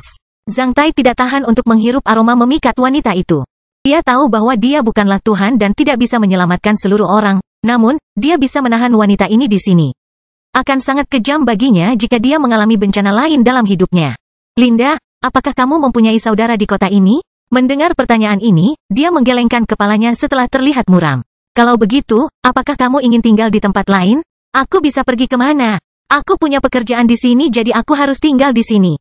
Kalau aku berada di tempat asing, aku tidak tahu apa lagi yang bisa kulakukan. Wanita itu menggelengkan kepalanya dengan tatapan bingung. Bahkan jika kamu berada di tempat lain, kamu masih bisa melakukan apapun yang kamu suka. Kamu dapat melanjutkan jika kamu ingin membuka toko dan menjual pakaian dan perhiasan wanita. Tidak ada yang akan memaksamu melakukan apa yang tidak kamu sukai. Apakah kamu ingin membawaku pergi dari sini? Ya, aku kembali untuk membawa beberapa orang keluar dari Kekaisaran Norman. Karena tempat ini mungkin dalam bahaya, aku tidak ingin membatasimu sebagai barangku, aku juga tidak akan meninggalkanmu pada saat kritis. Ketika kamu pergi dari sini, kamu masih bebas. Kamu bisa melakukan apapun yang kamu mau dan menjalani hidupmu. Apa kamu percaya padaku? Zhang Tai memperhatikan wanita ini dengan tulus. Linda juga memperhatikan Zhang Tai dengan perasaan campur aduk. Setelah terdiam selama beberapa detik, dia tiba-tiba menutup mulutnya dengan tangan dan langsung mengeluarkan air mata sambil mengangguk dengan paksa. Zhang Tai membutuhkan sedikit waktu untuk menyadari mengapa Linda menangis dan menjadi sangat gembira saat ini. Sepeninggal ayahnya dan pengkhianatan tunangannya, Blapei menjadi sedih bagi Linda. Dia selalu bermimpi suatu hari nanti dia bisa bertemu dengan seorang pria yang bisa membawanya pergi dan tidak akan meninggalkannya di saat kritis. Zhang Tai menjadi pria yang tepat. Sore harinya, Zhang Tai datang ke desa Chefli di tengah salju tebal, di mana dia mendapat pesan yang ingin dia ketahui tanpa harus bertanya kepada orang lain. 1 bulan yang lalu, Hana menikah. Orang yang menikah dengan Ratu Bir Blapei yang paling cemerlang adalah seorang tuan muda dari sebuah kelompok bisnis besar di Nordingberg, seorang letnan 1 yang tinggi, kaya, dan tampan dari Departemen Logistik Korps Tanduk Besi. Keluarga Hana dan resep Bir mengikuti Hana ke Nordingberg. Hana menjadi burung phoenix emas yang terbang keluar dari desa Chefli. Semua penduduk desa di desa Chefli menghela nafas karena mereka hampir tidak bisa lagi minum secangkir bir lezat itu lagi sejak saat itu. Karena pesan tak terduga ini, Zhang Tai tinggal di padang salju cukup lama. Masing-masing memiliki kehidupannya sendiri. Tidak ada seorang pun yang menjadi pusat dunia, bahkan Zhang Tai sendiri. Jika dia melewatkan sesuatu, dia akan merindukannya selamanya. Zhang Tai hanya bisa membahagiakan Hana dengan tulus. Keesokan paginya, Zhang Tai meminta Linda untuk menjual tokonya di Blapei dan bersiap untuk pergi dari sini. Setelah itu, dia naik kereta dari Blapei menuju kota Blackhawk. Apakah kamu baik-baik saja, saudara-saudaraku? Kastil Besi Hitam bab 506, aku kembali. Pada tanggal 29 Desember kota Blackhawk dipenuhi dengan suasana tahun baru. Etalase dan pintu toko di kedua sisi Avenue Bright yang mempesona baru saja didekorasi dengan lampu warna-warni. Banyak perusahaan dan hotel memberikan potongan harga untuk menghasilkan banyak uang di tahun baru. Berbeda dengan tahun-tahun sebelumnya, rata-rata orang di kota Blackhawk, yang jarang keluar untuk berbelanja, akan datang ke sini untuk merasakan indahnya kehidupan orang-orang kaya di Avenue Bright. Mungkin hanya orang-orang teliti yang dapat mengetahui bahwa meskipun Avenue Bright masih ramai tahun ini, jauh lebih sedikit anggota dari 7 klan penguasa Federasi Batubara, Baja, dan Besi yang terlihat di beberapa tempat hiburan terkemuka di Avenue Bright. Sejak awal tahun ini, 7 klan yang berkuasa di kota Blackhawk secara bertahap menghilang dari pandangan rakyat jelata di sini. Meskipun banyak industri dan bisnis dari 7 klan yang berkuasa masih berjalan dengan baik di kota Blackhawk, jumlah tokoh berpengaruh dari 7 klan yang berkuasa secara bertahap menurun. Menurut gosip yang beredar, banyak orang dari 7 klan yang berkuasa, terutama para pemuda telah meninggalkan kota Blackhawk dan menuju negara lain. Kapten Kerlin akhirnya membeli rumah seluas 140 meter persegi. Ini bukan karena dia telah mengumpulkan cukup uang, tapi karena harga rumah di kota Blackhawk menurun, sehingga para siklop ini memiliki sarang cinta miliknya sendiri. Namun, dia masih belum punya pacar. Beberapa hari yang lalu, Kapten Kerlin mengumpulkan keberaniannya dan mengungkapkan perasaannya yang sebenarnya kepada Nona Daina, hanya untuk mendapat jawaban. Terima kasih, tapi kita tidak cocok satu sama lain. Hal ini sangat mengejutkan Kapten Kerlin. Karena itu, ia bahkan menjadi frustasi dalam waktu yang cukup lama. Menjelang tahun baru, menyaksikan ruangan yang dipenuhi gelas-gelas kosong, Kapten Kerlin bertanya-tanya apakah dia akan gila jika terus tinggal di sini seperti ini. Maka, Kapten Kerlin mengenakan mantelnya dan berdiri di depan cermin kamar mandi. Setelah membasuh wajahnya dengan air dingin yang berkarat, ia dengan santai menyisir surainya yang berantakan dengan sedikit air. Setelah itu, dia meninggalkan apartemen dengan mata merah. Apartemennya tidak jauh dari Iron Torrents Fighting Club. Setelah mengalami depresi selama beberapa hari, Kapten Kerlin berencana untuk bertarung di klub tarung untuk memulihkan semangatnya. Jika dia beruntung, dia bahkan bisa menghilangkan lemak itu di klub pertarungan. Saat ini, Kapten Kerlin menghabiskan banyak uang untuk membeli bir yang membuatnya semakin miskin.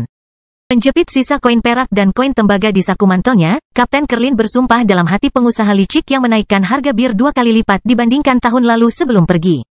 Di luar apartemen ada Avenue Bright. Saat itu malam, ketika seluruh jalan terang benderang dan dipenuhi pengunjung.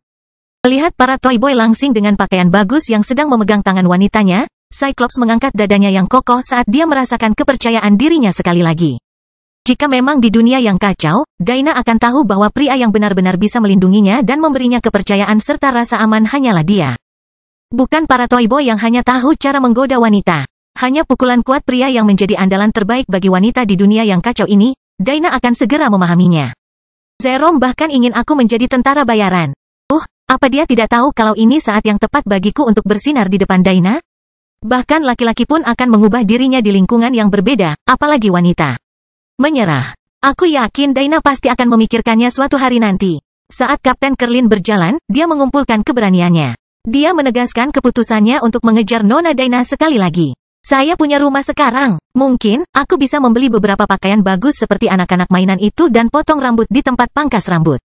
Cyclops memenangkan banyak aspirasi dari toko-toko yang ramai di kedua sisi Avenue Bright.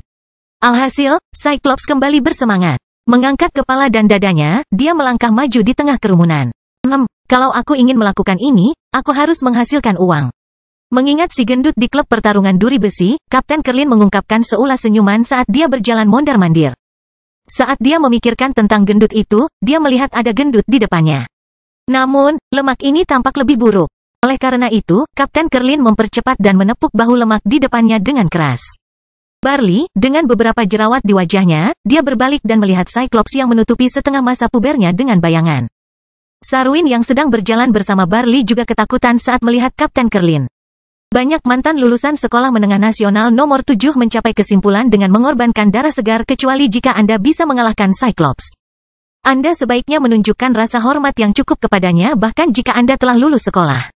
Adapun seseorang yang berani mengalahkan atasannya di pasukan, dia tidak akan pernah melihat apakah pantas jika dia ingin mengalahkan mantan muridnya. Kapten Kerlin, apakah Anda juga ke sini untuk berbelanja? Saat melihat Kapten Kerlin, Barley, si gendut sudah tersenyum seperti anjing yang baru saja memetik begitu banyak daging busuk.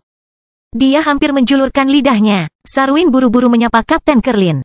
Sedikit mengernyitkan dahinya, Cyclops memperhatikan lemak cabul ini. Setelan wol dan kemeja sutra Barley yang indah membuatnya sedikit tidak nyaman. Mengapa Barley, seorang bajingan gendut yang bahkan tidak memenuhi syarat untuk menjadi tentara setahun yang lalu bisa hidup dengan baik? Namun, aku selalu kekurangan uang meskipun berhemat. Betapa tidak adilnya Tuhan, Toy Boy selalu menarik perhatian wanita, pria licik dan cabul bisa menghasilkan uang, namun, saya selalu kekurangan keduanya. Kemana kamu pergi? Cyclops bertanya dengan tatapan serius. Kami hanya berjalan-jalan di sini, dan berencana membeli beberapa hadiah untuk anggota keluarga kami. Barley menjawab sambil tersenyum, kami mendengar Kapten Kerlin membeli sebuah rumah di dekat sini. Benar-benar mengagumkan, rumah di sini adalah yang termahal di kota Blackhawk. Begitu banyak wanita yang ingin menikah dengan pria yang memiliki rumah di sini. Kami berharap Kapten Kerlin untuk menikahi nyonya rumah yang cantik untuk rumahnya. Barley sangat pandai mengamati ekspresi orang. Saat bibir atasnya menyentuh bibir bawahnya membuat wajah Kapten Kerlin menjadi lega. Jangan terlambat di luar. Setelah melirik Barley dan Sarwin, Kapten Kerlin benar-benar tidak bisa menemukan tempat untuk marah, oleh karena itu, dia melangkah maju. Melihat Kapten Kerlin pergi, Barley dan Sarwin saling bertukar pandang sebelum menghela nafas. Cyclops hampir sepenuhnya menggantungkan suasana hatinya yang buruk di wajahnya hari ini. Jika sebelumnya, melihatnya berdiri di luar gerbang sekolah dengan ekspresi seperti itu, semua kaki orang yang lewat akan menjadi lemah. Syukurlah, dia pergi. Semenit yang lalu, mereka masih membicarakan Nona Daina. Jika Cyclops mendengar apa yang mereka bicarakan semenit sebelumnya, dia mungkin akan melumpuhkan mereka. Betapa berisikonya, kata Sarwin sambil menepuk dadanya. Dilihat dari penampilannya, sepertinya dia belum membuat kemajuan apapun dalam mengejar Nona Daina. Sambil menggosok rahangnya, Barley menyaksikan Kapten Kerlin menghilang di tengah kerumunan. Tidak sial, apakah kamu benar-benar ingin melihat Nona Daina ditekan oleh binatang buas ini? Sejujurnya, aku hampir tidak akan menerima pria manapun yang akan tinggal bersama Nona Daina. Barley menggelengkan kepalanya sambil terisak, ayolah, sebaiknya kita urus urusan kita sendiri. Sarwin mengangguk. Tentu saja kedua orang itu ke sini bukan untuk berbelanja. Beberapa menit kemudian, mereka muncul di kamar sewaan di sebuah restoran kelas atas di Avenue Bright.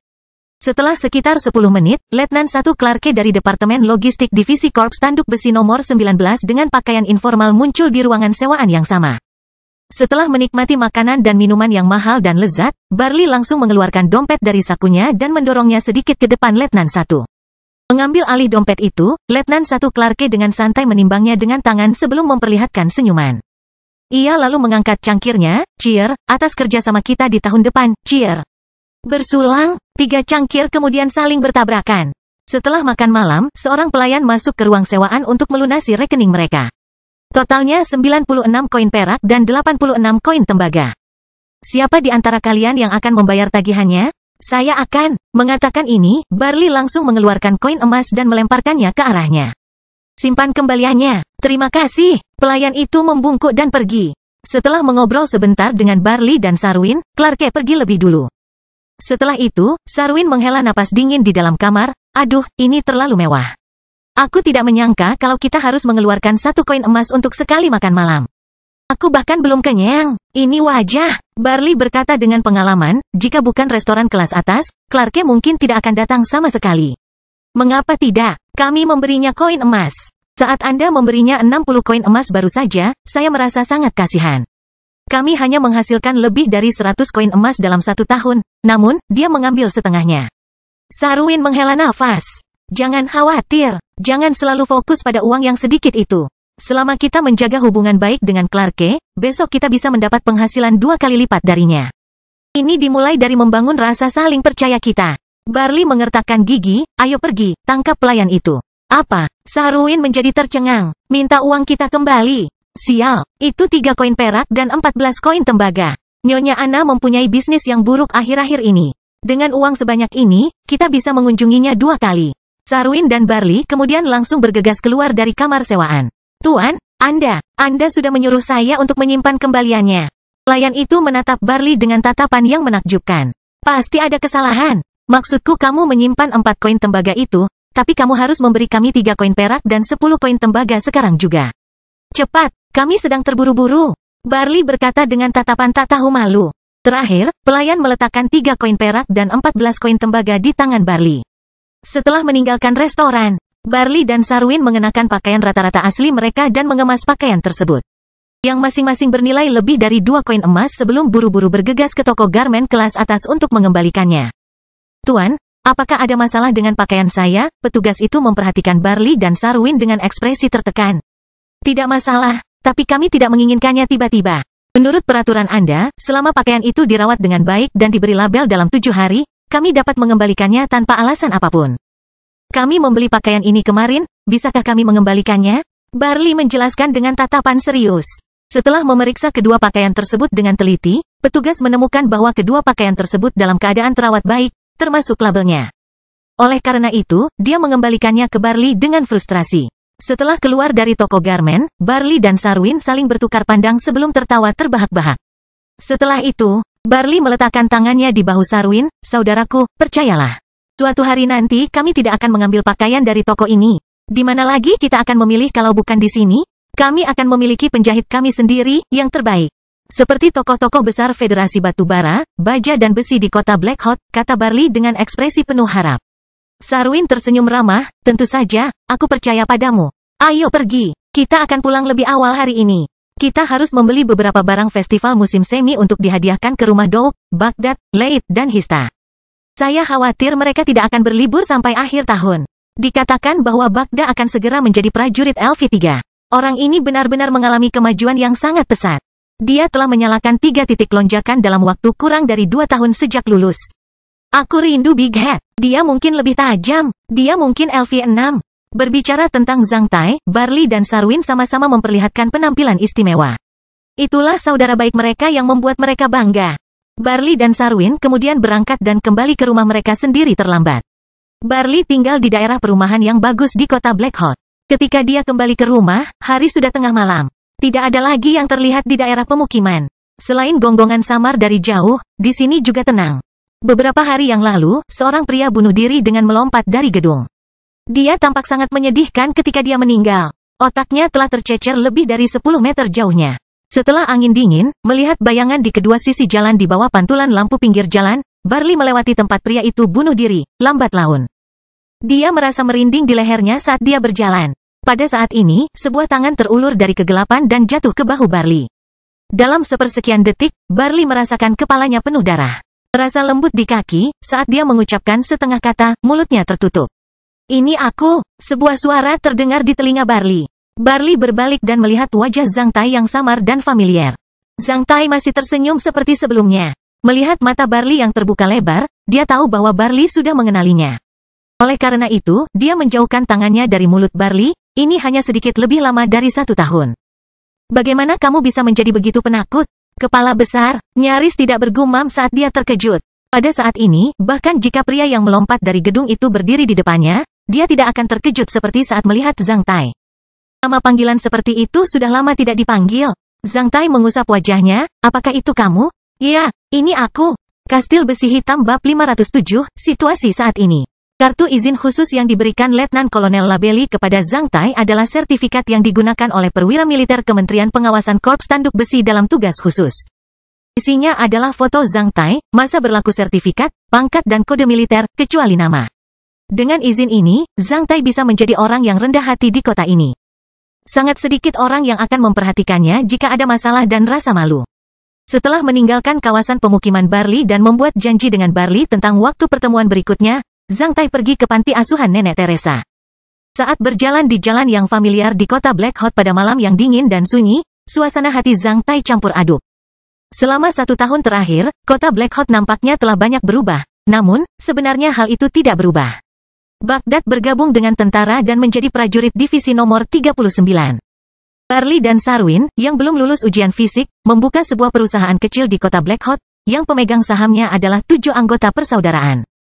Barley mencapai kesepakatan dengan Letnan 1 Clarke dari Departemen Logistik Divisi nomor 39 yang pernah dia temui sebelumnya dan mulai berbisnis dalam pengolahan jung dari Departemen Logistik Divisi.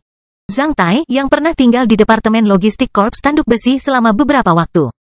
Mengetahui dengan jelas bahwa banyak barang yang sudah lewat waktunya atau tidak dapat memenuhi persyaratan tentara harus diperlakukan seperti sampah dalam sistem pasokan militer yang ketat. Kekaisaran Norman. Beberapa dari jung ini tidak berguna, beberapa di antaranya masih sangat berguna dalam cerita rakyat setelah diolah. Letnan 1 Clarke memiliki hak pembuangan beberapa senjata bekas, yang harus dijual dengan harga besi tua sesuai dengan peraturan kerajaan Norman. Namun sebenarnya mereka sangat menguntungkan.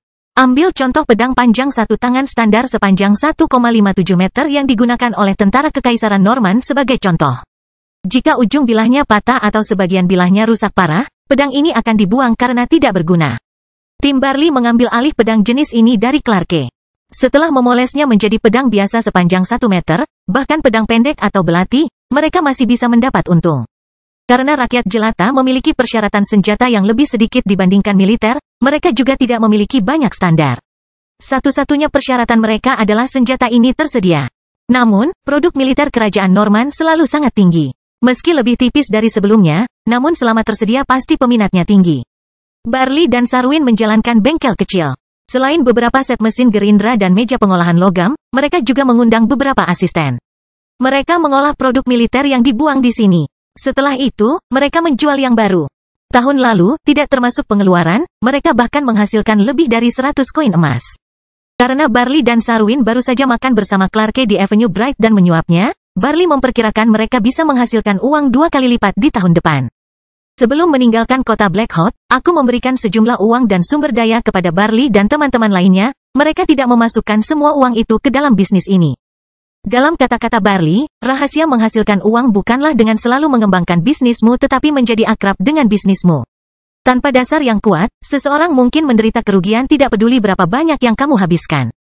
Berbicara tentang bisnis, Zhang Tai harus mengakui bahwa si gendut dilahirkan untuk menjadi seorang pengusaha. Orang ini jauh lebih tajam dariku dalam berbisnis.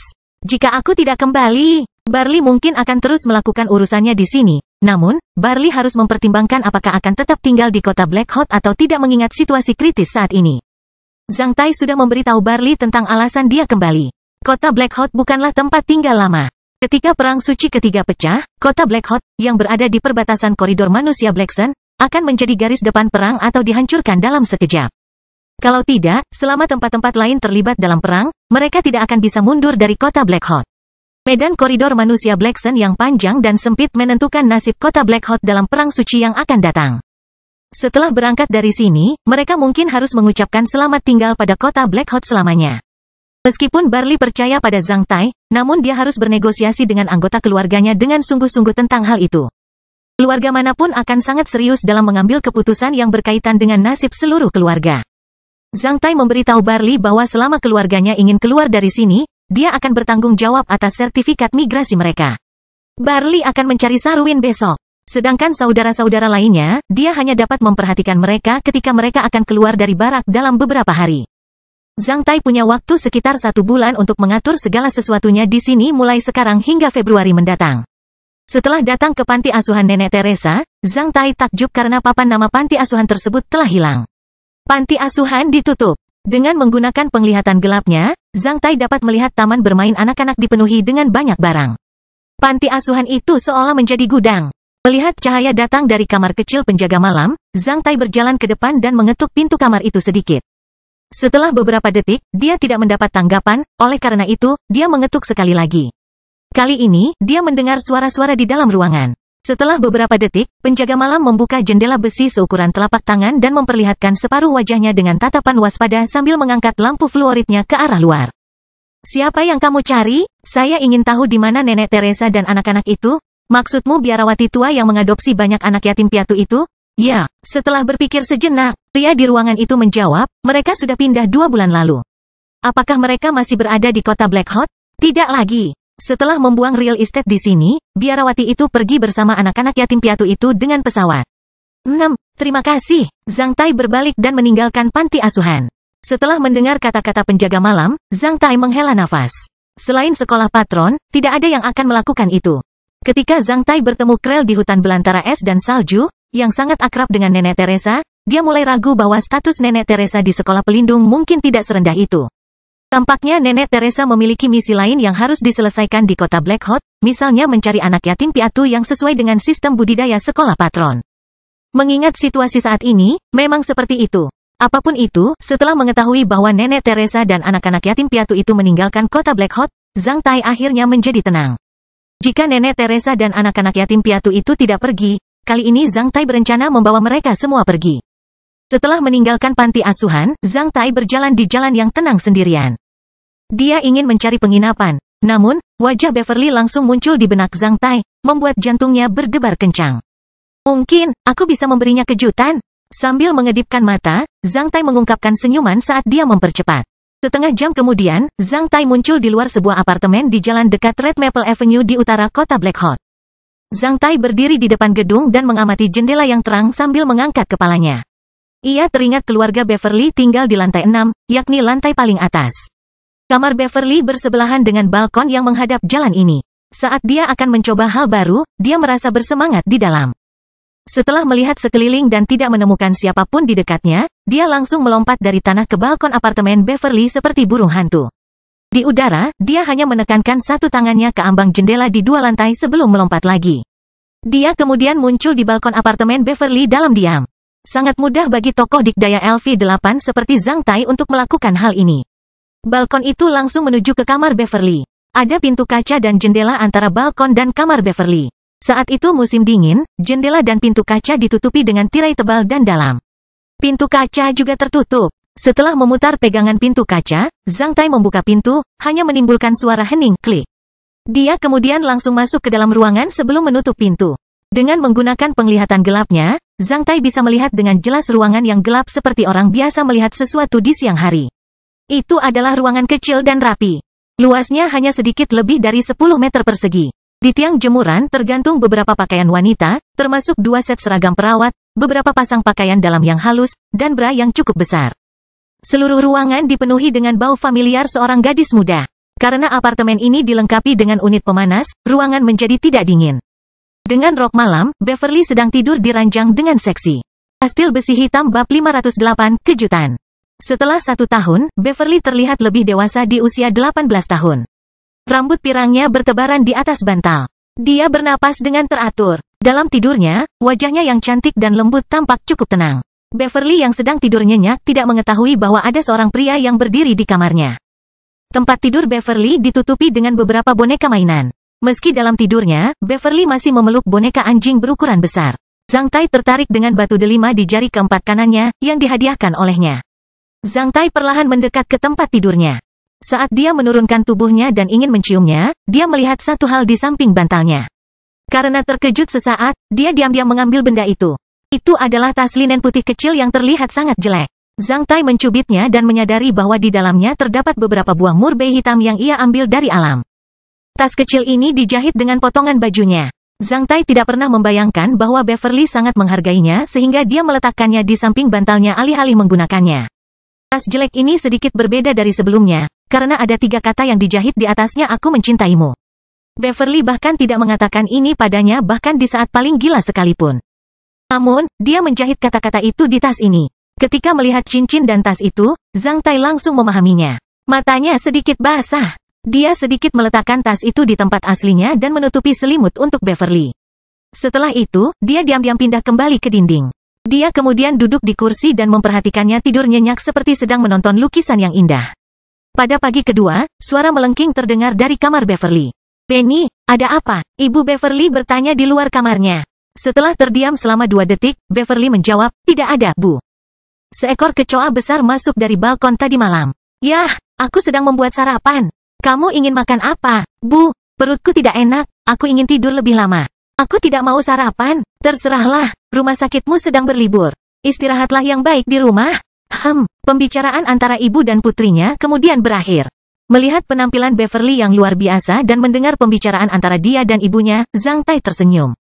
Beverly bangkit dari tempat tidur. Ketika Zhang Tai berpikir bahwa dia akan melemparkan dirinya ke pelukannya, senyumnya membeku ketika Beverly bergegas ke kamar mandi. Wanita yang luar biasa, Zhang Tai tersenyum tanpa berkata-kata. 3 menit kemudian, setelah mencuci muka dan mengikat rambutnya, Beverly bergegas keluar kamar mandi dengan rok malam. Menopang wajah Zhang Tai dengan tangannya, dia memperhatikan Zhang Tai dengan mata berbinar. Tanpa berkata apa-apa, dia segera menurunkan tubuhnya dan menggigit leher Zhang Tai dengan ganas. Aduh, Zhang Tai mengeluarkan suara teredam. Setelah berlama-lama beberapa saat, mereka saling tersenyum. Meskipun mereka tidak bertemu satu sama lain selama lebih dari setahun, setelah ciuman seperti itu, mereka merasa baru berpisah selama beberapa hari. Zhang Tai tidak berubah, begitu pula Beverly. Kapan kamu kembali? Aku kembali dari Blapei ke kota Black Hot dengan kereta tadi malam. Bagaimana kamu bisa kembali? Kamu masih dicari oleh polisi rahasia? Beverly berkata dengan suara rendah sambil menopang bahu Zhang Tai kalau-kalau ibunya mendengarnya. Sudahlah, di mata polisi rahasia, aku tidak terlihat. Selama aku tidak lari ke jalan raya dan berseru bahwa akulah Zhang Tai yang dicari oleh polisi rahasia, tak seorang pun akan menyusahkanku. Mengapa kamu saat itu? Untuk membawamu keluar dari kota Black Hot. Apa? Tapi kenapa? Karena sebentar lagi ini akan menjadi tempat yang berbahaya. Apakah karena perang? Ceritanya panjang. Zhang Tai tinggal di kamar Beverly sepanjang pagi. Dan ketika ibu Beverly keluar membeli sayuran untuk makan siang, Zhang Tai diam-diam meninggalkan apartemen Beverly. Setelah itu, Zhang Tai memanggil kereta di jalan di luar gedung dan menuju ke Black Gold Hotel, yang paling unik di kota Black Hot. Dengan menggunakan izin khusus yang diberikan oleh Letnan Kolonel, dia membuka ruangan termewah yang membutuhkan 15 koin emas sehari dan menunggu pesan di sana. Zhang Tai tidak terbiasa semewah itu. Namun, kali ini, dia harus tampil mewah.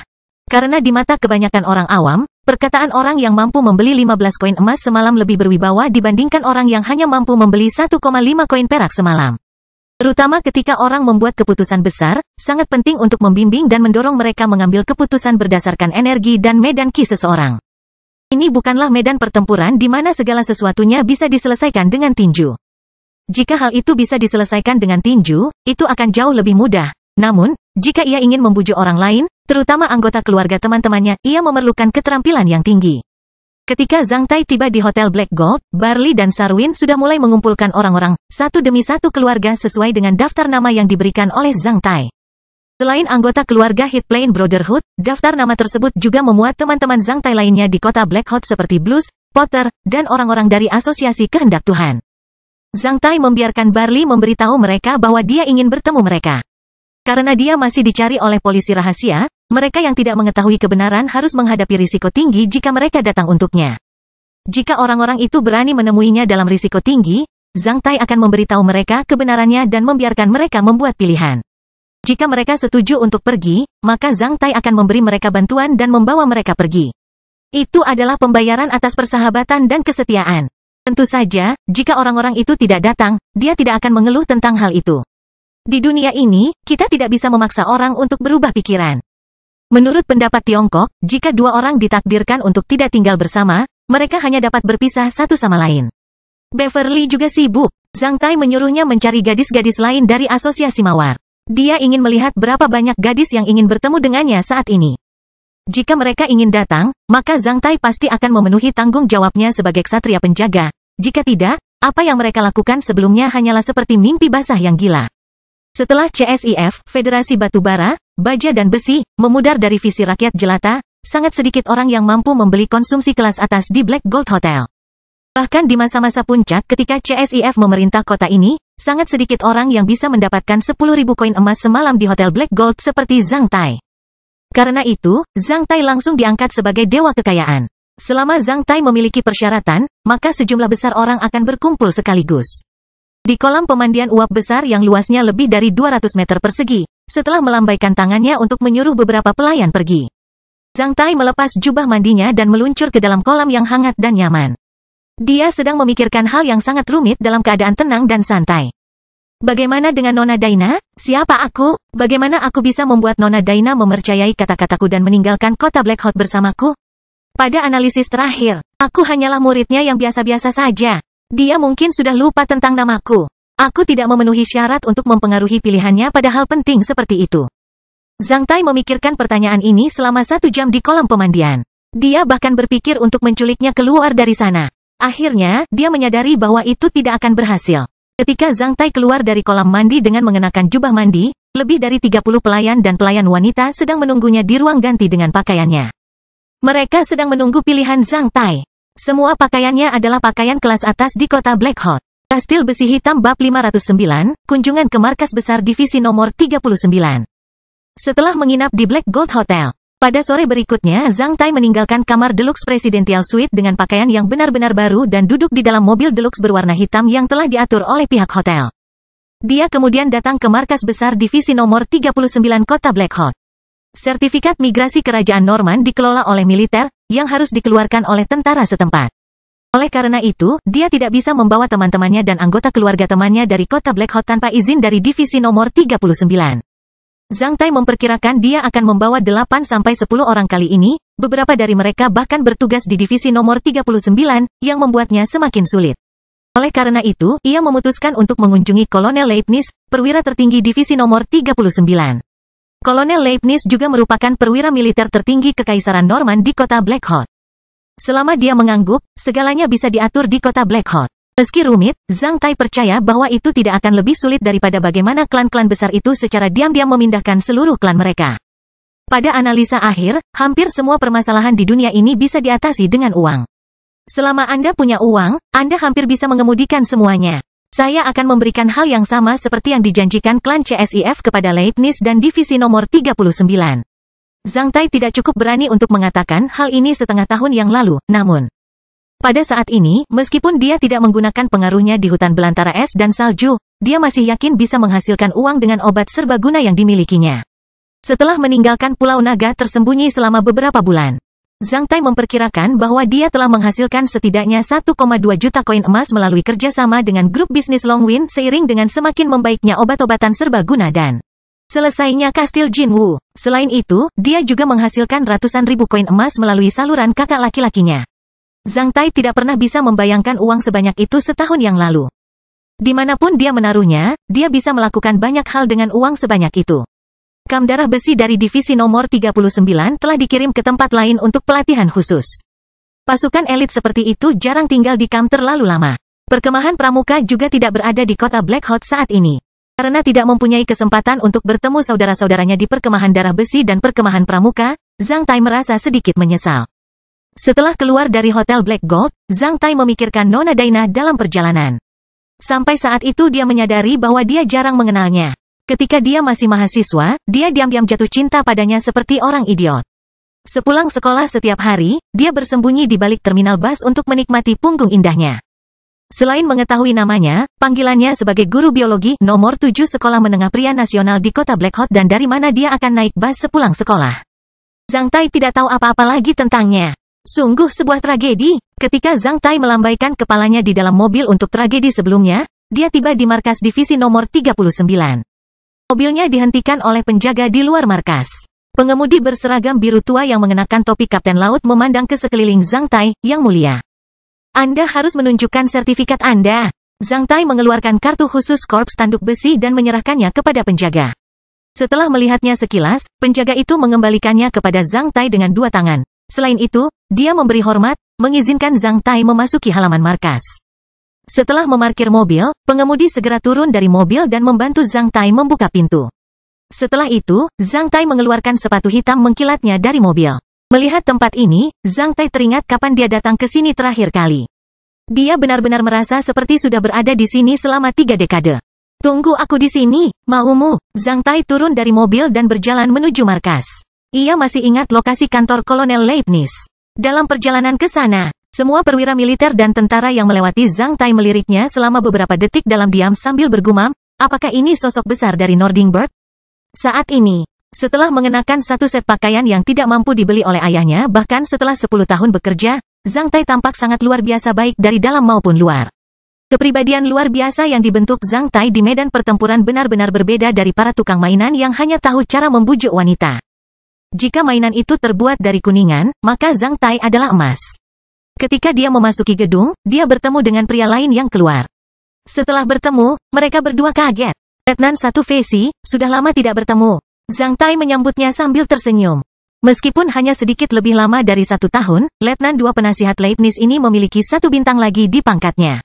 Jika seorang perwira militer berpangkat rendah yang jauh dari perbatasan ingin dipromosikan, ia harus mendapat apresiasi dari atasannya.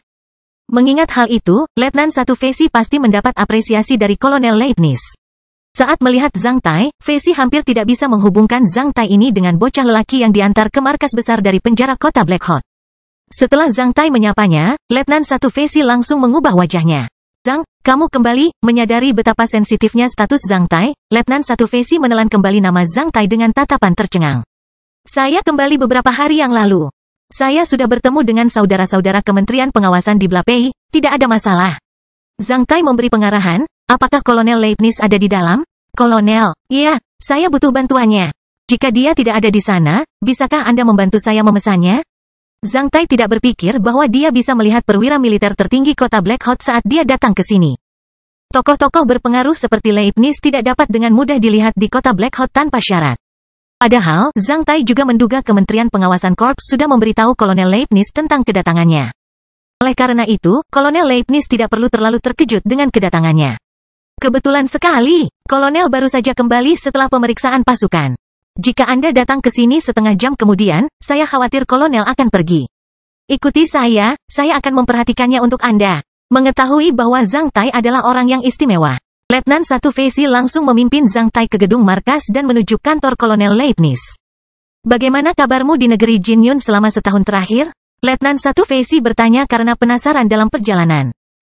Lumayan. Setelah tiba di prefektur penghargaan Istana Huaiyuan, aku dikirim ke Pulau Naga tersembunyi dan tinggal di sana selama beberapa waktu. Zhang Tai mengungkapkan beberapa informasi tentang pengalamannya di Istana Huaiyuan. Jika Letnan 1 Fei memahami sistem klan dari klan besar ini, dia seharusnya mengetahui posisi Pulau Naga tersembunyi di klan Zhang di Istana Huaiyuan. Zhang Tai tahu dengan jelas bahwa dia harus menunjukkan energinya sampai tingkat tertentu, bukannya selalu bersikap rendah hati. Meskipun dia hanya menyamar sebagai orang yang kuat dengan panji Istana Huaiyuan jika dicemooh oleh orang lain. Ini juga akan berguna untuk apa yang akan dia lakukan. Semua manusia adalah hewan yang realistis. Jika dia adalah anjing mati, tak seorang pun ingin meliriknya atau menendangnya. Selain itu, sebagian besar orang akan senang membantu pria yang mungkin menjadi pilar Istana Huaiyuan daripada pria yang tidak punya uang. Sesuai dugaan Zhang Tai, setelah mendengar kata prefektur yang diberi penghargaan, Istana Huaiyuan, dan Pulau Naga tersembunyi, Letnan 1 Fei menunjukkan senyuman yang lebih lebar. Dalam obrolan berikutnya, dia perlahan-lahan memperbaiki hubungan antara dirinya dan Zhang Tai setelah memuji eksploitasi militer Zhang Tai di kota Black Hot. Setelah sampai di ruang resepsi yang tenang di luar area kantor Kolonel Leibniz, Letnan 1 Fei meminta Zhang Tai untuk beristirahat di sofa saat Kolonel Leibniz sedang mengadakan pertemuan. Dia kemudian menunggu di area kantor untuk melihat Kolonel Leibniz setelah pertemuan. Letnan 1 Fei sangat antusias. Zhang Tai mengangguk, "Baiklah, kamu pergi dulu. Aku akan menunggu di sini." Setelah meminta maaf pada Zhang Tai, Fei pergi. Hanya ada satu sekretaris wanita seputih salju berpangkat Letnan 1 berseragam militer yang mengetik kata-kata di ruangan itu. Dia sangat cantik dengan rambut hitam pendek. Zhang Tai benar menghadap sekretaris wanita itu. Setelah bertukar pandang dengan sekretaris wanita itu, Zhang Tai tersenyum, begitu pula wanita itu. Setelah itu, dia mengubah postur duduknya dan mulai mengetik kata-kata dengan serius sekali lagi. Kastil besi hitam bab 510, materi strategis. Letnan 1 perempuan yang anggun itu duduk tegak dan terus mengetik kata-kata.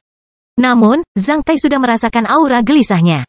Dalam kata-kata Donder, medan magnet kehidupan tak terlihat mereka saling bertabrakan. Yang disebut cinta pada pandangan pertama, sebenarnya disebabkan oleh dialog antara dua medan magnet kehidupan. Zhang Tai menyukai wanita seperti itu, yang seperti Roadster Fiery Dragon T9 yang sedang membakar alkohol. Dia bisa dengan mudah menyala tanpa pemanasan. Selama dinyalakan, mobil ini akan segera memberikan pengalaman sempurna dan rasa manipulasi yang kuat kepada pengemudinya, seolah-olah mobil dan pengemudinya digabungkan menjadi satu. Duduk di sofa, Zhang Tai menghargai wanita itu dengan hati-hati saat dia mengetik kata-kata. 1 menit berlalu, dan setelah merasakan tatapan penuh apresiasi dari Zhang Tai, Letnan 1 perempuan itu mengangkat kepalanya sekali lagi dan memperlihatkan senyuman ke arah Zhang Tai yang sepertinya menyeratkan sesuatu yang tidak dapat diidentifikasi dengan mudah. Penampilannya bahkan mengandung semangat. Zhang Tai kemudian melangkah maju dan berhenti di depannya. Setelah itu, dia berkata dengan lugas, "Letnan 1 yang cantik. Apakah kamu sudah menikah?" Letnan pertama perempuan itu tertegun sejenak ketika dia mengedipkan matanya ke arah Zhang Tai dengan cara yang lucu. Sepertinya dia tidak membayangkan Zhang Tai akan menanyakan pertanyaan ini. "Belum." Zhang Tai tersenyum sambil mengambil pena dari mejanya dan menuliskan nomor kamarnya di Black Gold Hotel di selembar kertas putih. Setelah itu, dia kembali ke tempat duduknya. Letnan 1 perempuan itu menunjukkan senyuman menawan pada Zhang Tai. Setelah itu, dia memasukkan kertas itu ke dalam lacinya. Letnan 1 kembali dalam beberapa menit. "Maaf membuatmu menunggu begitu lama. Kolonel bilang aku bisa mengantarmu ke kantornya." Letnan 1 Fei memberitahu Zhang Tai. "Tidak masalah, bisakah kita pergi sekarang?" "Ya, tolong ikuti aku." Sudah lebih dari 1 tahun sejak Zhang Tai bertemu Kolonel Leibniz lagi di kantornya. Dibandingkan 1 tahun lalu, penampilan Kolonel Leibniz tetap tidak berubah. Kolonel Leibniz memperhatikan Zhang Tai, sementara ekspresi kagum muncul di matanya. Dia masih ingat bagaimana penampilan Zhang Tai 1 tahun yang lalu. Dibandingkan dengan citra Zhang Tai saat ini, Leibniz menjadi lebih mengagumi Istana Huaiyuan. Di matanya, hanya Istana Huaiyuan yang bisa membuat Zhang Tai terlihat begitu mulia hanya dalam waktu 1 tahun. Istana Huaiyuan sekali lagi menunjukkan latar belakang klannya yang kaya melalui Zhang Tai. Mungkin Zhang Tai adalah keturunan tokoh besar di Istana Huaiyuan. Oleh karena itu, Istana Huaiyuan menghabiskan banyak upaya untuk merawatnya. Setelah keinginan seperti itu terlintas di benaknya, Kolonel Leibniz tersenyum dalam hati. "Silakan duduk, Letnan 1 Zhang Tai." Kolonel Leibniz memanggil Zhang Tai untuk duduk di seberang mejanya. "Senang sekali bisa bertemu denganmu lagi. Harus kuakui, kamu selalu memberiku kejutan setiap kali aku melihatmu.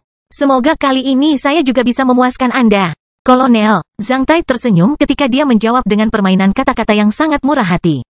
"Saya sudah tahu tujuan Anda datang ke sini dari Kementerian Pengawasan Korps. Secara pribadi, saya merasa sangat bangga menjadi teman Anda. Namun, dari sudut pandang lain, permintaan Anda sangat rumit. Aku tahu, aku di sini untuk membicarakannya baik-baik denganmu. Kita bisa menangani ini dengan cara yang moderat." Kolonel Leibniz selalu mengangguk. Diam-diam dia mengeluarkan dokumen dari meja dan menyerahkannya kepada Zhang Tai. Zhang Tai berdiri untuk mengambil alih. Saat melihat tanda kerahasiaan kelas C di sampulnya, Zhang Tai menjadi sedikit terkejut ketika dia melirik ke arah Kolonel Leibniz. "Tidak masalah." Zhang Tai membuka dokumen itu, yang isinya membuatnya sedikit tercengang. Itu adalah laporan analisis militer Kekaisaran Norman, yang topiknya adalah pengobatan serbaguna. Zhang Tai membaca sekilas teks lengkapnya. Akhirnya, matanya terfokus pada akhir laporan yang berbunyi, mulai hari ini, obat-obatan serbaguna akan menjadi bahan strategis LV1 militer Kekaisaran Norman. Selain dikirimkan oleh Departemen Majelis Umum Logistik Kekaisaran Norman, setiap korps dapat membeli sendiri obat serbaguna untuk disimpan sesuai dengan permintaan mereka. Zhang Tai kemudian mengangkat kepalanya dan menatap Kolonel Leibniz, yang juga menatapnya dengan mata berbinar. Setelah itu, Kolonel Leibniz mengeluarkan botol obat serbaguna yang bertanda Manjusaka dari lacinya. Ini adalah obat serbaguna yang didorong oleh Istana Huaiyuan. Militer Kekaisaran Norman menerima 100.000 botol obat serbaguna karena hubungan antara mereka dan Istana Huaiyuan. Setelah penilaian komprehensif, militer Kekaisaran Norman memberi peringkat obat ini sebagai material strategis kelas A. Sebelumnya, militer Kekaisaran Norman hanya memiliki satu material strategis bom alkemis. Sekarang, mereka memiliki satu material strategis lagi. Zhang Tai terkejut di dalam hati, apakah ini berarti berita bahwa saya bisa membuat obat serbaguna telah tersebar ke publik? Itu tidak mungkin. Setelah pembunuhan itu, Istana Huaiyuan telah menggunakan banyak cara untuk menutupi fakta bahwa saya adalah penemu obat-obatan serbaguna. Kelompok bisnis Longwin bahkan membuat beberapa basis produksi palsu untuk obat-obatan serbaguna. Oleh karena itu, hanya sedikit orang yang mengetahui bahwa saya adalah produsen obat-obatan serbaguna. Meskipun dia terkejut di dalam hati, ekspresi Zhang Tai tetap tidak berubah. Kolonel Leibniz menghela nafas ketika dia melihat botol obat serbaguna di tangannya seperti menatap majikannya. Pada saat yang sama, dia mengelusnya sedikit. Obat jenis ini benar-benar mempunyai kegunaan yang luas. Obat ini hampir dapat diterapkan dalam semua aspek kecuali untuk membunuh orang. Obat ini dapat merespons banyak keadaan darurat dibandingkan obat-obatan inferior lainnya dan memberi tentara kehidupan baru dengan menyembuhkan luka dan penyakit. Meningkatkan kemampuan bertarung dan kemampuan pemulihan. Dan juga sangat menyederhanakan keseluruhan sistem pasokan logistik pasukan pada saat-saat kritis, menurut perkiraan kasar saya tentang militer Kekaisaran Norman. Jika obat ini dapat digunakan di antara pasukan, selama setiap prajurit jika bisa memilikinya, kekuatan tempur seluruh pasukan bisa meningkat setidaknya 40%. Tingkat kelangsungan hidup prajurit di alam liar bisa meningkat 61%. Korban dalam perang bisa berkurang 55%. Pengeluaran logistik komprehensif untuk pasukan bisa berkurang sebesar 31%. Biaya rumah sakit lapangan bisa berkurang setengahnya. Terlebih lagi, obat-obatan semacam ini bisa dibuat dengan produksi massal. Tahukah Anda apa artinya ini? Zhang Tai tidak berbicara karena dia tahu bahwa Kolonel Leibniz tidak terlalu mengharapkan jawaban.